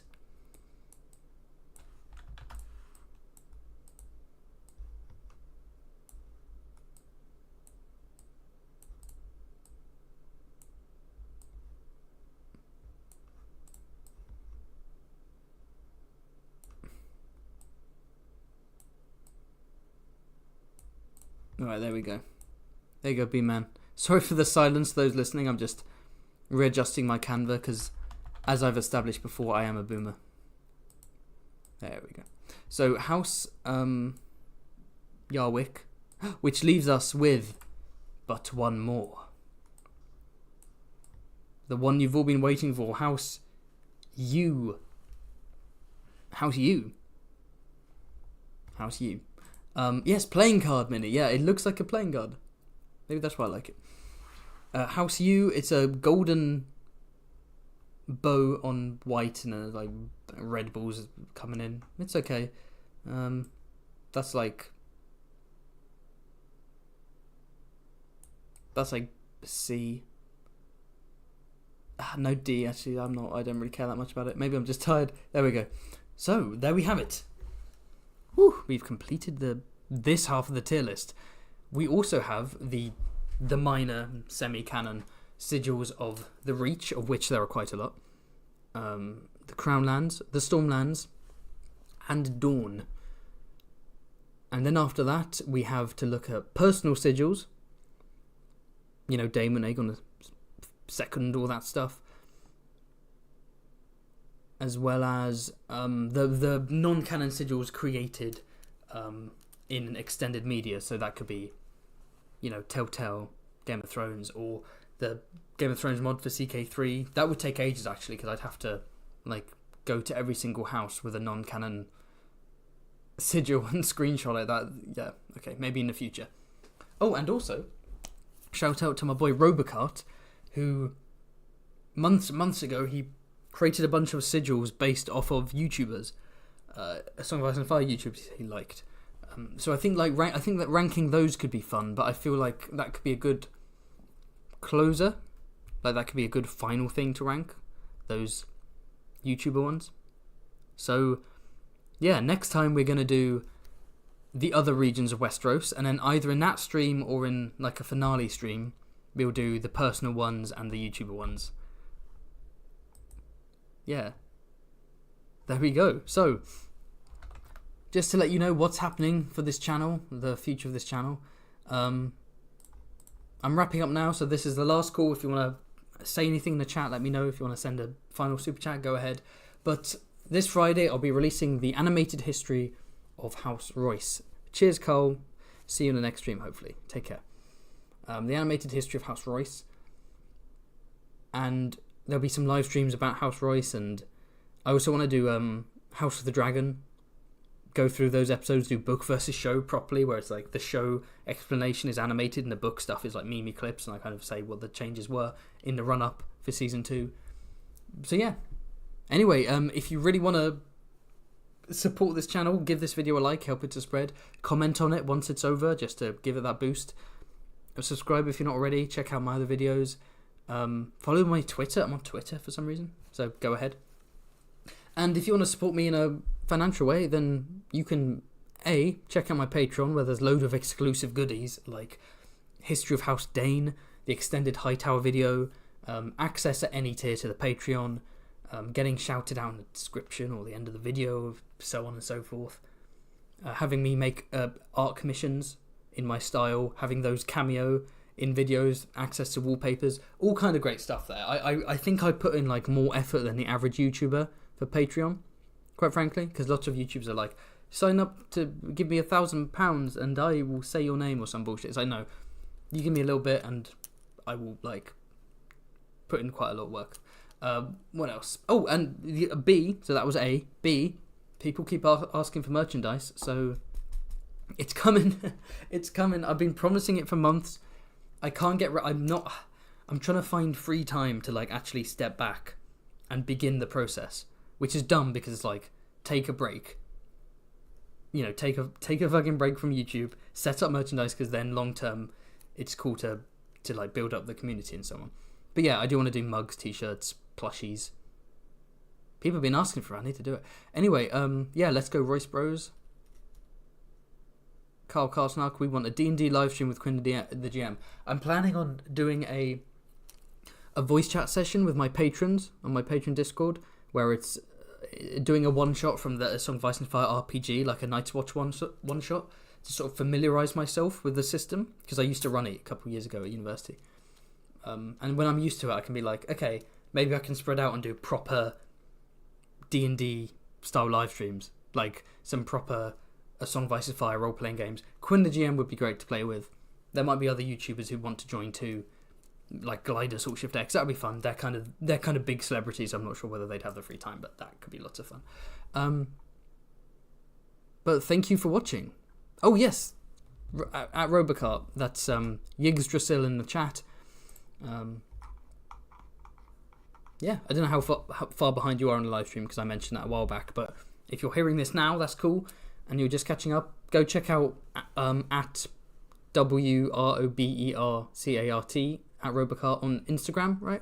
That's where he did some great sigils for A Song of Ice and Fire YouTubers. I'll be ranking them next stream or in the 4th stream for sure, so I'll get that up. A CK3 stream. Yes, I also want to do more CK3 streaming with A Song of Ice and Fire YouTubers and stuff like that. Anyway, I think I've rambled enough at the end of this stream. Thank you for coming, and there will be more Sigil tier lists in the future, but before any Sigil tier lists, I need to get this House Royce video done, so keep an eye on the channel for teasers and art pieces from that video. Thank you so much for listening, and Take care. I'm off to have some milk. Have fun.